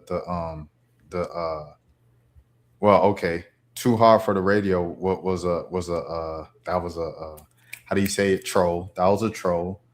Um, but everything after 21 Savage for most of it, and what I missed, what was a single. Um, like most of these kind of were just felt like filler tracks. Nah, you got to just go back and listen, bro. I'm like, just to keep it, but I think like giving it more than one listen. 'Cause I think this is going off of a first night reaction where things kind of went left in the midst of it. So like, I think like going back and really listening, because like just like with Firm Friends, like yet again, very high quality rapping for a good amount of time, you know. So and songs like Make Them Remember, he's spitting on there, bro. Like he's really like, and I think that's why for me personally, I enjoy it because I like lyrical content. Like, you know, everybody talk about On some of these bars on this album was just like whack. bro. Like, But what I'm you saying know is what I'm like saying? there's not every bar gonna hit. Not every bar gonna hit, but it's like it's a lot of high quality rapping on there, bro. That's just like as I said, I think give it more than one listen. 'Cause I think it's a little bit different when you're only going off of first one reaction, you know, like in particular circumstances. Like I think like go back and listen and really like just sit down with the album, you know, like really listen to what he's saying. And I said I think you'll feel a little bit different personally. Cause I said like Oh, go he ahead. is, yeah, Kyle, like I said, like he's rapping at a very high level. It's like, as I said, not every bar, and just even as I said, like people want to highlight, oh, this bar didn't hit. This is what y'all say y'all like, but then it's just like y'all not highlighting where it's just so much more. Like I said, Make Them Remember it in itself, bro. Like that song, like you can't tell me he not spitting on that, bro. You just can't tell me he not spitting on there. Like I don't know. That's just, and as I said, it's not even coming as a friend. It's just like if you like rap, this is a high. This is like when it dropped, when it leaked, because that's the song that leaked. That's the 1 a.m. in Albany track or whatever that leaked. Everybody was talking about how he was going crazy. So that's what I'm saying. Like, you know, like so that's what I'm saying. Like realistically, like he's spitting on there, bro. Like he's spitting throughout this entire album. You know, so I mean, yeah, I don't know. But hey, the other album, They Ride, too. It's not an island album. It's like club. Like, you know, he getting kind of into like his house music bag again. That I think, you know, it starts off so funny. It's one of my favorite little intros on the beginning of the whole phase. Cause it was like it's like what do you think I needed to stop doing, Mom? You need to stop traveling the world. You know, you're doing too much. You done seen it all. You know, she was like, you blowing my day. I'm having motion, Mom. And then, you know, then it pop in. But it was funny. So as I said, it gives you a little bit of everything. And that's what I appreciate about it too. It's like, I think we take for granted the fact that this is an artist that can do so much. It's like I understand, you know, you want him to get on his like, I want a themed album, you know? I want, you know, as you said, like, and I get it because the artists that you like, they will like a Lil Dicky and stuff like that, you know, and I like these artists too, but it's like that's not what I'm expecting from Drake. What I'm expecting from Drake is high quality raps, some stuff to make you dance, some stuff to get you in your feels. He hit all three of those, you know? So that's why I feel like, you know, what more, like I said, I feel like I get with the elevation of like, you could talk about Adonis. I want to hear more about your life. But at the same time, I'm like, he's hitting the marks, in my opinion.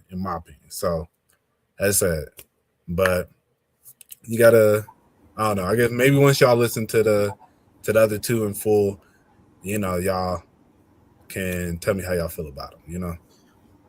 I was gonna say I gotta get off 115, but I was gonna ask like maybe because I've heard Iceman, maybe next episode we ain't gotta spend like we ain't gotta spend as much time as we did on this one, but like maybe next episode I go more in depth about the other albums because the songs that I've heard off of Maid of Honor. Let me put a track list up real quick. The songs that I have heard off of air, it was the song that he had with the Chicago girl. What's her name? Iconic Sexy. Yeah, I heard. I'm already seeing on TikTok that's going up. Like Savvy. Yeah, Iconic Savvy. They posting that up on there. Which one was already out? Cool song. No, I don't think it's whack. It's cool. Cheetah Print. That's the one that I'm seeing people slander it. I'm not mad at it. Like it reminds me of like a Kanye West like new workout plan. It's not meant to be like overly serious type of song on there. And I feel like that about some of the songs, like in general. A lot of these songs is like, even if he's Drake, so he can rap his ass off. But a lot of these songs, I feel like he wasn't. It's like very sarcastic, tongue in cheek. Like it's like he's addressing everything that happened the last 2 years, but it's not the perspective of I'm trying to win the battle again because it's already out of his hands. Like he already knows you can't go back. And so a lot of times it just feels like certain lines where he's talking about, you know, streams vanishing. It's a lot of petty, sarcastic, funny lines on specifically on Iceman, but just sprinkled throughout, you know, the three albums from what I've heard. Yeah, I mean, honestly, I'll say that's another thing that I enjoy. I don't really think in Maid of Honor and Habibti, like he doesn't really talk about none of the other stuff he was talking about. It's like I got it all out in Iceman, and then from there we just gonna keep it moving. You know, like let's get back to what we like to do. You know, and I definitely agree with he has some songs on here where it's just like the Cheetah Print song. Like, you know, everybody talking about with the Sexy Red part. It's like, oh, bro, like, I can't believe he put this on here, you know? But, I mean, I think it's just, you know, just having fun. You know, the BBW song kind of crazy. It's like, it's not like OD crazy, but it's just like, when I was listening to it, I was like, wow, okay, he really did this. But I don't know. As I said, I enjoyed it. I enjoy it because it's like, you know, let's just have some fun with it, you know? Hey, that Son of Sandy song is not good, though. You don't like the Son of Sandy song? As somebody who, let me not say, I think I might have played it once. Keep in mind, I'm somebody, like, there's a lot of Drake songs that people hate that I like. That song, Rescue Me, that came out a couple years ago, that was fire to me. I didn't think Ratchet Happy Birthday. Everybody says that's his worst song. I don't think that's a bad song either. So like, oh, Ratchet Happy Birthday slide. Yeah, so there's a lot of songs that people don't like about him that I like, but from what I heard, that wasn't the best offering. But I can go back and listen to it. I think, you know, one thing that I've kind of learned with some of like Drake's music, because even as I said with Janice STFU, like when I first heard it, I was just kind of like, what is this? Like, do I like this? I kind of don't. Like, I was just like, this is all right, you know? Sandra Rose hits. I'm not the biggest fan. I'm gonna keep it a buck. But you know, like I feel like it's some of his music is like after you get a chance to you listen to it and then it's just like digested. Maybe like after a couple listens, you're gonna be like, okay, I actually kind of rock with this, you know. And I don't know, but I think there's a lot of artists who are like that where you can. I think just art music in general. I don't think music is ever supposed to be consumed and truly judged off of just one listen. You can have your initials and impression unless some stuff is just really trash. There's some stuff that's really bad in this world. Like I'm gonna keep it a buck. You know, it's a few people, but I'll say even like Playboi Carti for the longest, I was not a fan. I thought all that stuff was trash. I'm gonna keep it about all of it. I was like, you know, you had me with Broke Boy, you had me with Magnolia. After that, I was just like, bruh, when he started doing the squeaky voice and all that, but then as time went on, like you listen to it more, you're like, okay, all right, I see the vision here. I get the vibes of what you got going, and now I'm understanding why people are enjoying this. So, and I think sometimes that like music in general is supposed to be consumed like where you listen, you digest it, then listen to it for different things each time. You feel me? Like I think after maybe like 3 listens, you don't rock with a song, you don't rock with a song, you know. But that's just how I like to consume my music, you know. I feel because sometimes you can hear something and be like, bro, what? Like this is not it. So. And I just want to say this real quick, just to be totally honest, as a Drake fan, because Mo said it earlier, just to be transparent. I'm very aware, as Drake said himself, I'm very aware, I've tweeted this out, that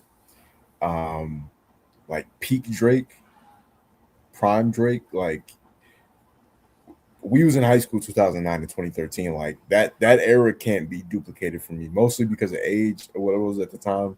And I just think obviously the music was I'm not gonna say every song, but like the albums were better than what they are now. I would say from So Far Gone to If You're Reading This Too Late for me is like my favorite era of Drake.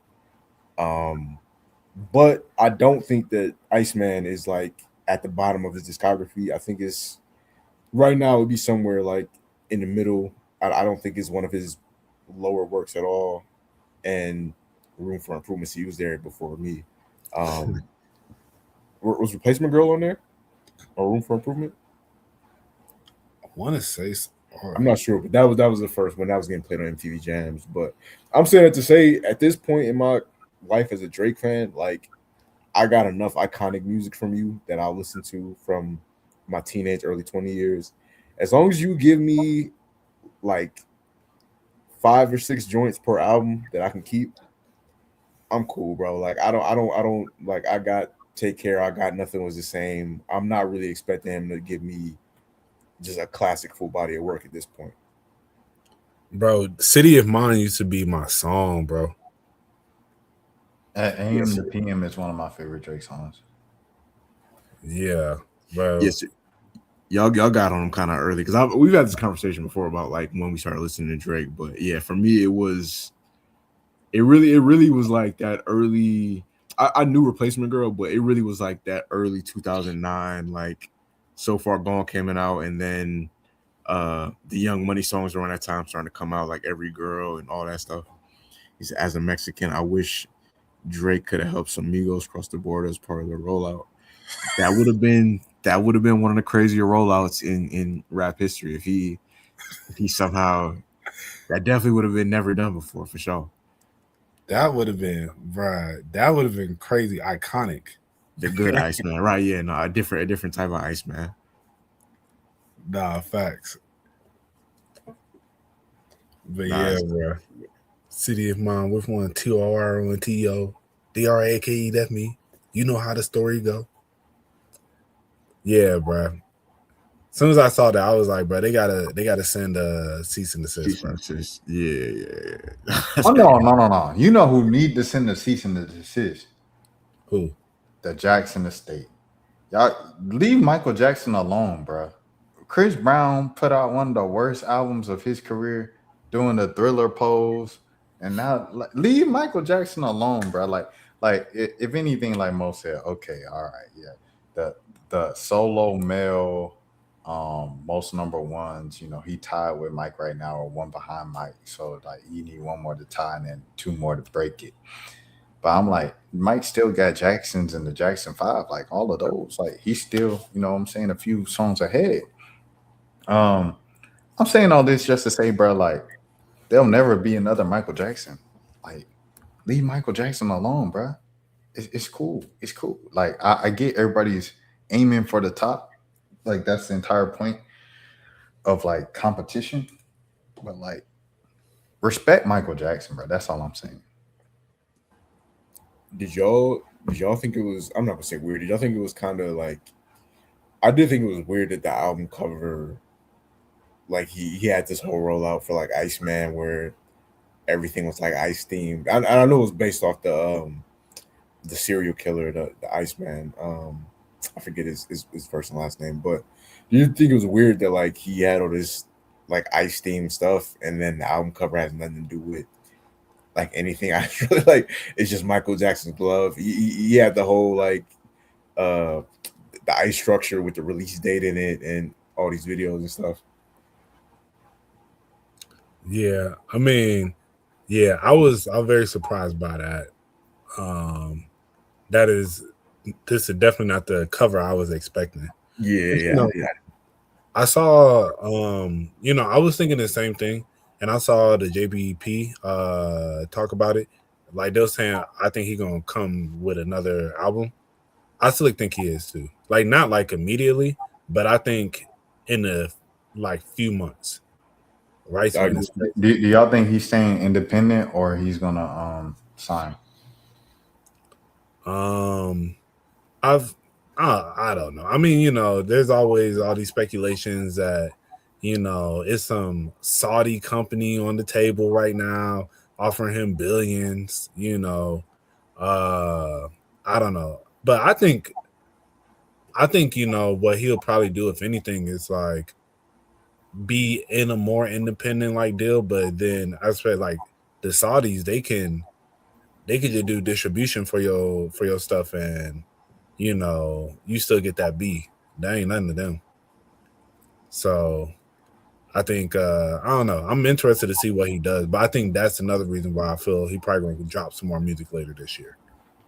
Cause it's like, shoot, like I'm finna now recoup all of this or a good bit of this, or me to drop this is finna put me in the billions. Yeah, like go ahead, let's do it. Yeah, I think Drake's version of independent is not anybody else's version. Like even if he's not technically signed to a major label, he's gonna have a bunch of people surrounding him, working for him, like marketing teams, all type of stuff. So he'll still have like a heavy staff and things like that, but he might not, because Kanye technically he's not on a major label right now either. He's on it's called like Alamo or something like that. Yeah, I was literally just about to mention that. I'm like Kanye's independent, and it feels different. Like, you know what I'm saying? Like when he drops and stuff like that, it does feel a bit different. I mean, in my opinion. But yeah. I get what you to an extent. Yeah. I feel like part of that is his doing too, because he, yeah, 100%. He was wild. But overall, yeah, it's not the same as when I definitely think, because what's the song he has with Travis? Preacher Man. I think that song, and I think the other one, All the Love. I think those would be way bigger songs right now if he was on a major label. Facts. Yeah, I mean he caught Carnival independent, but that was kind of it. Like I think that's why he celebrated Carnival so much, because he punched through like cancel culture and being independent. But like all the albums with Ty Dolla $ign, Bully, like the hype was there behind Bully, and then it dropped. And I don't know. It was just weird. It's just weird. Nothing Was the Same versus This Is Insane. Nothing Was the Same is his best body of work. That's his to me personally, that's his best album. Like I ran that back. I listened to because I when I first listened to the album, I'll be honest. First listen, it was like a 5 out of 10 for me. I was kind of disappointed. And then second listen, it went up to like I'll say like a 6.5 out of 10 for me right now. And I need to listen to it again front to back to see where I have it at. Because certain songs are starting to grow on me, but yeah, I got Nothing Was the Same number one. Right now, if I had to rank, and we're not gonna do a full Drake album ranking, but right now, this would probably be somewhere. I'd probably have this somewhere on the same level as like Certified Lover Boy and Thank Me Later. Those albums are on like the same level to me as far as like being albums that are like not my favorites. I don't go back to them that often, but they're not bad albums to me. Thank Me Later is number 5 for me. Number 5. Yeah, because like I think Take Care, Nothing Was the Same, If You're Reading This Is Too Late, and Her Loss are all better than that. Then from there I'll put in Thank Me Later. Yeah, the top 3 for me is definitely Nothing Was the Same. I had Take Care over Nothing Was the Same for a long time, but as I've gotten older, Nothing Was the Same is definitely a better album to me than Take Care. Yeah, I got Nothing Was the Same number 1, Take Care number 2, If You're Reading This Is Too Late number 3. I'm way higher on More Life than a lot of people. Like I played More Life. I listened to that the other day too. More Life. Her Loss was from what I heard, Her Loss was fire. Yeah, Her Loss was fire. You said from what I heard, you ain't listen? I've been in a weird relationship with Drake's music these last 3 years, bro. I'm not gonna lie, man. Like, bro, you ain't listened to all of Her Loss? Not front to back, no. I've probably heard the songs that I've heard. He's rapping his ass off. Like he's going like super duper crazy. Like her loss was like no skips, bro. I ain't gonna hold you, bro. I'm telling you, as someone like I ain't realized how much I was like, dang. I guess I never really like fully rock with y'all naming these albums. I'm like that one was in. That one was I was like, maybe, like Mo was saying, Drake just not my, saying full speed, you know what I mean? But Her Loss from top to bottom, that was no skips for me. All right, let me. But I'm biased. I'm from Atlanta. You know what I'm saying? Like I'm from Metro Atlanta. I'll say that. I'm from Metro Atlanta. So it's an Atlanta album. I just went back to Mr. Morale and the Big Steppers today, so I need to be fair and go back to Her Loss as well. This was your first time listening to Mr. Morale? Not first time listening to it, but front to back, I hadn't listened to it front to back since it came out. I would always listen to like certain songs off of there. I know certain songs off of Her Loss. Let's Have Sex in the Nine. I forget what the name of that song was, but bro, Hours in Silence, bro. That was Privileged Rappers, but Hours in Silence, bro, man. That's the one he got in his bag on that one. What's the other one? It's called like Middle of the Ocean, I think. Yeah, Middle of the Ocean. Yeah. I need to go back to that. With the Lotto flow. Say it again. I said with the Lotto flow. Oh yeah, I mean that's a whole another conversation right there. They think Cody wrote it. Yeah, no, I would have just quickly. I Nothing Was the Same. Take Care. If You're Reading This Is Too Late, definitely top 3. And then I would have, I might have More Life number 4, and then probably Scorpion 5. Okay. I'm not doing mine tonight. Yeah, I know you're not a. Yeah, I know. Okay. If I had to do one off top, I'll say like Take Care 1. Shoot, I low key might go. Her Loss number 2 over If You're Reading This Is Too Late, because if you're reading This Is Too Late, listening back to the full thing, I'm like, it's not the full thing. It's shout out Kyle, that boy no ball. No, he said we both agree. Like that definitely is one of the main standout songs on there. That Janice STFU for sure. Like that's one of the ones that's jumping out. You know what I'm saying? So It's not all the top to bottom. So I'll say that. So I give the edge to Her Loss, and then I really want to say like Scary Hours 3. I really like that in terms of just like what I would want from Drake. And then I would say after that, what will I say? If you're reading, I already said if you're reading this is too late. I did. Okay. I guess nothing was the same after that. And then the first one when he first went mainstream with the "Ain't my everything," that's So Thank far, Me Later Bring me later, yeah. with the Alicia Keys and the Nicki Minaj and Swiss Beats joint. Uh, then after that, then it started to get tricky, you know what I mean, all that stuff. But yeah, that's like my top 6. Thank Me Later got a lot of great songs on it. It's just the way it was structured. Like it's not necessarily. I'm about to use the album review buzzword. Cohesive. It wasn't as cohesive as the other albums, but it definitely was some great songs. The Sonic wasn't cohesive to the project. Yeah, you know what I'm saying? That's the type of words they like to use. Nothing was the same. Kyle Watson says nothing was the same. Number 1. Yeah, Take Care. Number 2. Scorpion 3. See, oh man. See, I don't. It don't matter. You notice that none of us said Views though. I'm glad I'm listen. I'm not letting y'all rewrite history, bro. I was there in 2016. But that's my favorite Drake song though, which Mo knows. That's my favorite Drake song. Came from Views. On Views? Yeah. Which song? I should be downtown whipping on the way to you.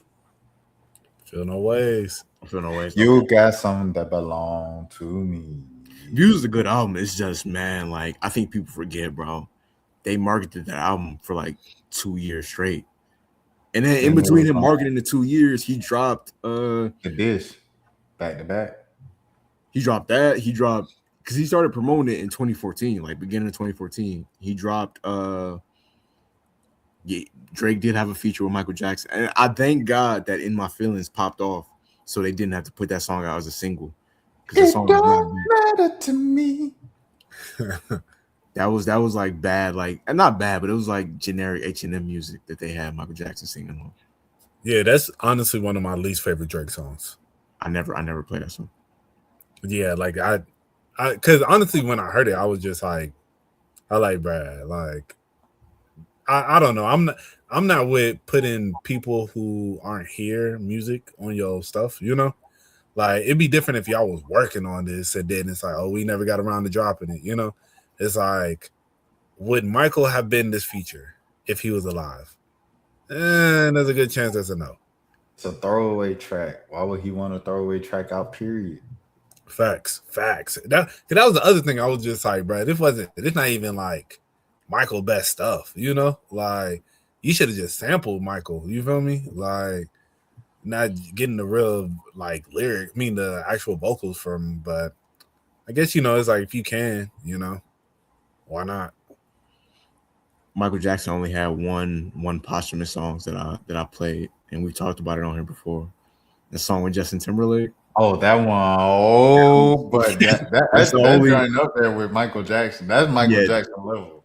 That's the only posthumous Michael Jackson song that I had that on rotation summer 2014. You see, I feel like the Iceman videos were better than the song. The videos have been crazy from what I've seen. A lot of people said that. Like, I think I need to watch the full. If they have a replay of the full stream, so where I don't get cut up. I don't know if they have to I was on the phone when that happened because I didn't want to spoil the album. Right, it's so funny. So, like, Jelani, you saw I texted in the group. So, like, as soon as I saw, because, of course, I watched the stream. And I was watching the stream, and I'm watching it. I'm like, bro, this is so hard. Like, he has, like, the visuals, and I'm rocking with the songs. And then at the end, how he debuted it, like, that he was about to drop 3 albums. He was like, I made this so I can make this and this. And I was just like, what? Bro, I called Rashad immediately. I was like, bro, because I know we finna react to the album. I was like, but he was on the phone. I was just like, Brad, 3 albums dropping tonight. I don't know. I guess we'll figure out which one we're gonna do. But yeah, I ain't gonna lie. Like that was a dope moment. Just watching it in real time and everything. I was like, oh my gosh. But that was the reason why I was rushing at the end, where we did less stops at the end. Because I was low-key going just try to see how far we could get. Right. Nah, facts. Yeah, that was crazy. I wish we could have definitely got through the whole thing, man. But hey, say cheese, man. Mark your days.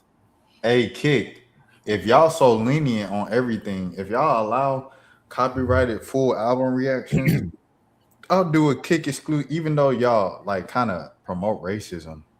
You know what? Never mind. I ain't selling my soul. What about Rumble though? Rumble, I feel like whoever allows you to do that copyright music stuff, I love a nap like that, something like that. Yo, Rashad, how does Lost in Vegas get to do their reviews? I don't know how anybody gets to do their reviews, to be honest, bro. I don't know how anybody gets to do that. I've been seeing like they going song by song.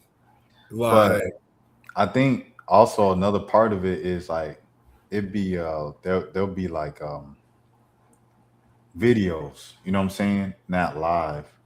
Like I don't think anybody can live stream because Zias and B-Lou, like they the biggest, you know what I'm saying, in the black space and they got shut down. So it's like I think if Lost in Vegas went live, they would shut it down. But Lost in Vegas, since they do videos, they probably have had times where they uploaded it and then YouTube blocked it and they had to like tweak a couple of little things, you know what I'm saying, to get it up. True. No, that makes sense. Yeah. It's crazy. I had no clue who they were until that J. Cole interview. Yeah, me neither. Like I thought that was legit. Y'all saw how I sent it to y'all. I thought that was really his cousin. Right. I didn't know it was just a joke. I found him during the I don't watch their stuff that often, but I found him during the Kendrick Drake beef. That was one of the main people that was react. Oh yeah, just to tie a bone in. Do y'all think he was I think Drake? Do you think he took any shots at Cole on there, or was it just like him acknowledging? No, I think so. Because if Maul say so, bro, like Maul and Academics, like Drake made it apparent through this rollout. They know what anything pertaining to Drake, they know what he mean when he says stuff because Drake probably told him straight up. Well, I mean, I feel like he addressed it pretty clearly with the line of him talking about how like because of our history, I still got love for you, but you know, just like pretty much you never called me back, like because I don't know the exact on what song it is, but yeah, he was like because of our history, I got love for you, but because you never called me back, it's just like I'll never forgive you. After Big 3, it was too many chefs in the kitchen. Yeah, I remember. Yeah. But and that goes into what I was saying with like, you know, like when we had that discussion, kind of like that is kind of like, especially if the man reached out to you, or like I think in the midst of that, like you could have. I have no problem. I was just gonna say I have no problem with that. I have no problem with that. I have no problem with him taking a shot at LeBron. Like I have no problem with all of these responses.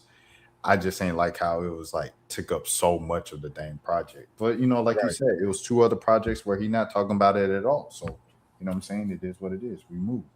Yeah, no, facts. That I'll just say like, man, cause you know, Cole, I'm like, Brad, like, you know, that's one, you know, I told you that's my favorite rapper, you know?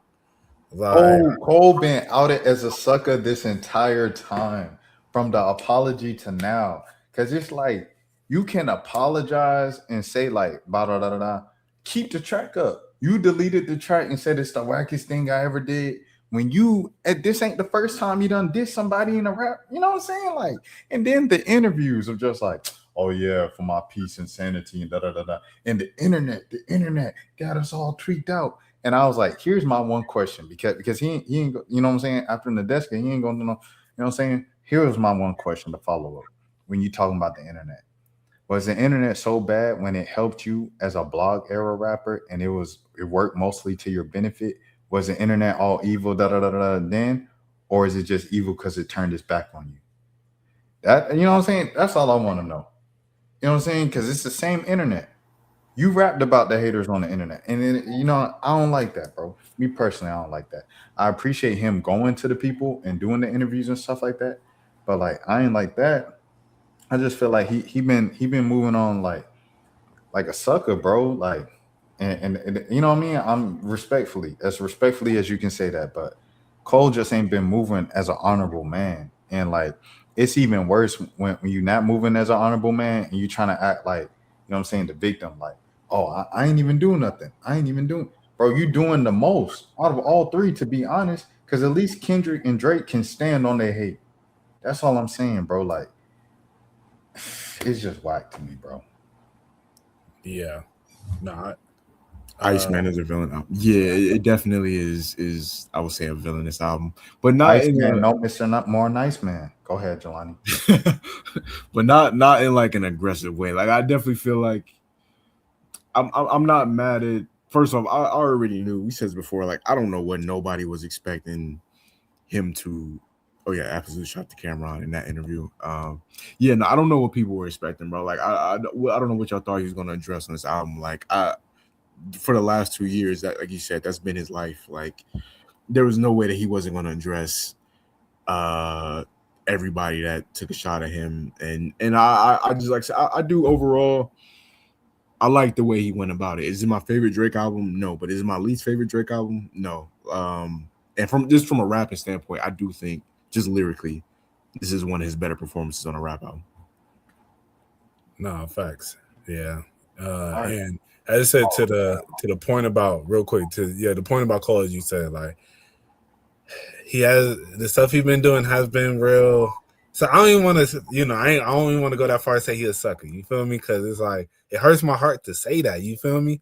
Like Cole been like the definition of the real, like So it's like I want to still, as a fan, I guess, find some way to be like, all right, maybe there's a reason for this, and it's like X, Y, and Z, but everything he said in them interviews is just like, and then as I said, just the fact of just being like, you talking about you going on these interviews, so like, that would have pissed me off. I'm not even gonna lie. You going on these interviews talking about, I mean, everything good, still good on my end.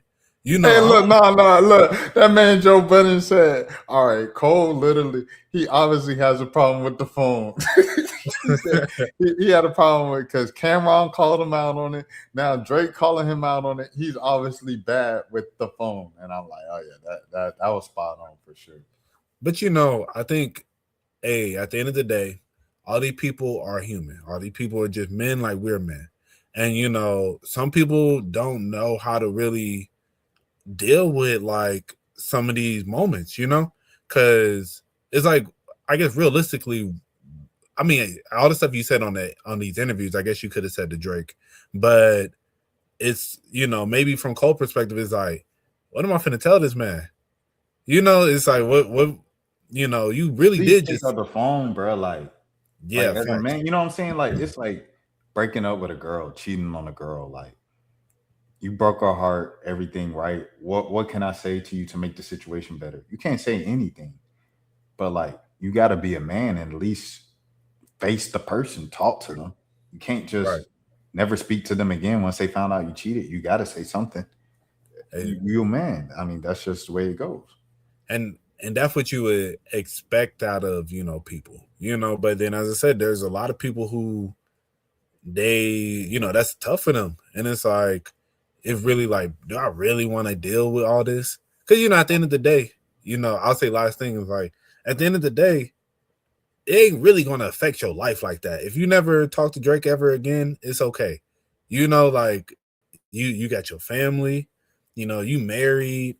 It's like, I got my fan base. Like, I appreciate you taking me on tour. This was lit. We went up, we did our big one, but it's like, me having to have this uncomfortable conversation and trying to mend things and all that different stuff. It's like, as he said, I want to protect my peace. I'm at peace with what I did, So to him, that may be how he feels. It's like, hey, I don't even want to have to do all that. Y'all, you got it, bro. Hey, Wale, Big Sean, I need one of y'all to give me the song where y'all saying, and this one takes the cakes, but what? Then this one takes the cake, but what happens when the real really gets exposed as fake? I need that bar from one of y'all, like, coming up, because y'all the ones that's gonna have to say it to Cole, bro. You might have to start ghostwriting. Man, come on now. Hey, speaking of, I ain't gonna lie. Hey, we really want to take it back to where the sucker stuff might have started. That whole Wale situation. When he talking about, I told him, like, how I felt. Next day, this man dropped the whole song. Like I think we all kind of overlooked it. That's all I'm saying with the whole Cole. Like I'm not even bro. You've been doing it your whole career. We were there. Wait, hold on. Our boy said Logic the realest in the game. Oh, I don't know any beefs that lot. I mean, I think he beefed with like Jordan Lucas, and then they did a song. Like that's the only beef I remember. And then he was beefing with Joe Budden a little bit. I don't know any. I respect Logic for standing on his square. Like listen. I know I look like a white man, but I have a black father. I'm getting that word off.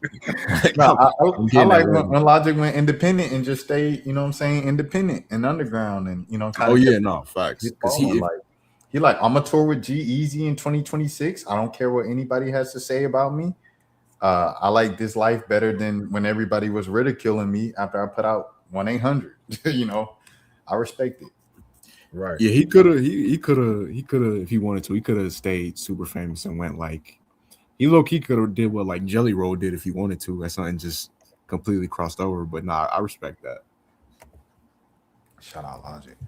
But yeah, Mo, that whole thing, bro, because he did that about 2-3 times. There were major viral moments in his career, and he's just acting like he's never done like this was the first time he's ever done it against Kendrick. And he's like, man, I feel so bad, bro. Like, it's like, bro, just stand on it. That's how you felt in the moment. Because even on the song, you're saying, you're my brother. I don't want to have to do it to you, but I'm going to do it. Like, you know what I'm saying? Like, right. Ain't no one took that as you hated Kendrick, But anyways, we got to get out of here. We went 13 minutes over when Jelani said. Oh, it's all good, bro. We had already, it was already, I just wanted to get off really before like 2 a.m, but we good now. We got 2 hours, so we sure. Yeah. So. Good pod, boys. It felt like the first pod in a minute, even though we just podded last week. I don't know what is. Does that mean like I just like care about y'all? Pause. No, it has technically been 2 weeks. You ain't gotta say pause to caring about two people who know since teenage. Well, you know him way longer than me, but since you know me since a teenager, yeah, I've known Mo for 20 years. I was just gonna say, yeah, y'all. That sound crazy. That sound crazy. Probably nah, because 2006 was spring. So the fall semester of 6th grade is 2005. Yeah. So I've known Mo for 21 years. Dang, that make it sound old. Right. I've known y'all I met Rashad. I think I met Rashad senior year. Yeah, but we kind of was cool like junior year with basketball. Yeah, I think we like loosely know. I'm trying to remember exactly because I want to say I met Mo first, but I'm trying to remember. Yeah. You definitely met Mo first. Where we met each other at. Probably it was probably like just a joint of showing up to the student section type deal, and like over time we just became cool like that for real. And Twitter. Because I don't know if we had any class. I know I used to see you a lot. We didn't have no classes until senior year. No. I'm saying I used to see Mo at Chef Pratt's. I used to see him in the classroom a lot, but he was in the program before I was though. So like we wasn't on the same. Like he was more advanced with the chefing than I was. Bro, saying Chef Pratt is like mad local. No, yeah, that's how you know we've been like, we got all these people from around the world just listening to us talk about Drake, and then we like, Chef Pratt, and we doing B block. I see you switch the background up. You feeling icy? Bro, I didn't think about it till now. Cause I had like a little blue light on, but then I was like, bro, I should have did a background. Yo, I was gonna comment on. I was gonna say like, bro, you look like you in the movie like Moonlight right now with the lighting. Yeah, I didn't know if it was on purpose that she was doing it. Yeah, I put a little blue light on. Okay. I noticed it. I just didn't know if it was. Freeze the world. But yeah, bro. Now that you think, hey, it's funny, Jelani. Now that you say that, I think that's probably where we did become friends in culinary. Cause I used to always go to when I was in culinary 2, I used to go to the culinary 1 class all the time. So I could see us probably like linking there too. Cause I don't think we had any actual classes together. I don't think we did, and I don't even remember. The first time I remember ever hanging out with you, I promise you, we about to get off here after this. I was about to say, shout out all our listeners in the UK. Yeah. Oh, we have people in the UK. Listen, for the people in the UK, look up Marietta High School in Marietta, Georgia. That's where we're from. Yeah, real quick. I remember us going to like a talent show together, like, or me meeting you at a talent show. This is like 2011 maybe, but yeah. Anyway, I think that was the one I saw.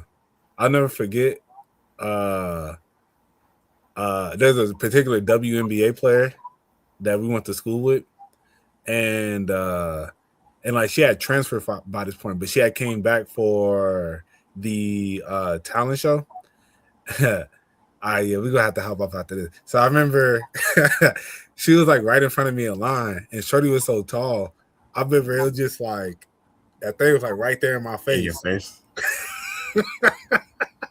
All right, y'all. Hey, man. Hey, great pod, fellas, man. Let the people know where they can find you on social media, bro. You can find our official TikTok, the 1 a.m. pod on TikTok, and then the 1 a.m. podcast on Instagram. Yes, sir. Yeah. You can find me at Rubberband Mo on TikTok. You can find me at RBMO __ on IG, and you can find me on X. Bruh, I'm gonna tell you why I was late this time. I was opening up the TikTok to see if I got the name right, if it was an underscore under there. So I was looking at the screen or whatever, but no, it is the Bro, I'll be trying to drag it a little bit too, and I'll be like, no, next week I'm back where I need to be. I'm back in my bag. Bad, we in there. But yeah, you find me at on X at Monos _. Find me on all streaming platforms at RBMO. Listen to Till It Get I have my song Till It Gets Old on my tape In Between Time. I got a single out, Don't At Me. Yeah, so I said, show love. If you're rocking with it, let me know. Go ahead and, just shoot me a little DM or something, you feel me? But yeah, other than that, we out. Yeah. We got 1 follower on TikTok. If we can get to 5 followers by next pod, y'all going. If you got little cousins, little whoever you got that's on TikTok, follow the TikTok right now. Shouts out Lane Secute and Paxful as well. Yes, sir. We got 300. We got nearly 400 views on this video on 2 videos, and we only 102 likes. Okay, we got 700 views on this video. Yeah, Jelani, I didn't know you were doing it like this. I need to be more consistent because it's been like a week since I posted on here. But I'm going forward. I'm gonna try to do 3 a day because it really only be taking me like an hour, 30 minutes, like an hour to do the clips. So I'm definitely gonna try to do more starting tomorrow. Road to 2 followers on TikTok, man. Y'all get us to 2 followers. Road to 2. You know what I'm saying? Road to 2 for sure. Oh, my parents are listening to the podcast too.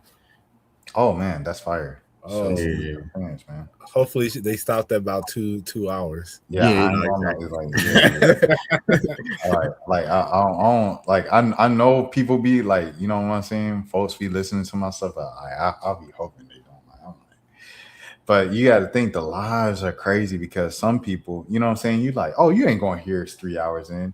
But some people on the lives, they won't jump in until now. Right. So this will be the first few minutes and if they jumping in anonymously because they just scrolling on their phone, and then you like, oh yeah, the booties was in it, Right, these boys be wilding on here. Right. We ain't even talk about Drake like the first 50 minutes of this episode. Yeah. I think that was a good topic though, Oh yeah, for sure. Yeah, for sure. But all right, young boys and gals, we shall see you next week on 1 a.m. pod. Shouts out to the chat. Shouts out to Kyle Walton, Lane Secute and Paxful, Dan for stopping by, showing love for a little bit. Who else showed love today? Max, 5-star. Shout out 5-star. Our brother Aaron Ladd, aka TV Man. Shouts out to King Philip as well, showing love, man. We'll see y'all boy next week and gals. Yo, I real mean, quick, I ain't go know ahead. where Jelani was finna go. He was like, "Yeah, you know, it looked like you was in Moonlight." Oh, No, see, I ain't mean it like that. Just the way the poster looks, like, yeah. No, definitely not that. All right, y'all. all right, y'all. Peace. Peace. Now, throw your motherfucking hands. Get 'em high.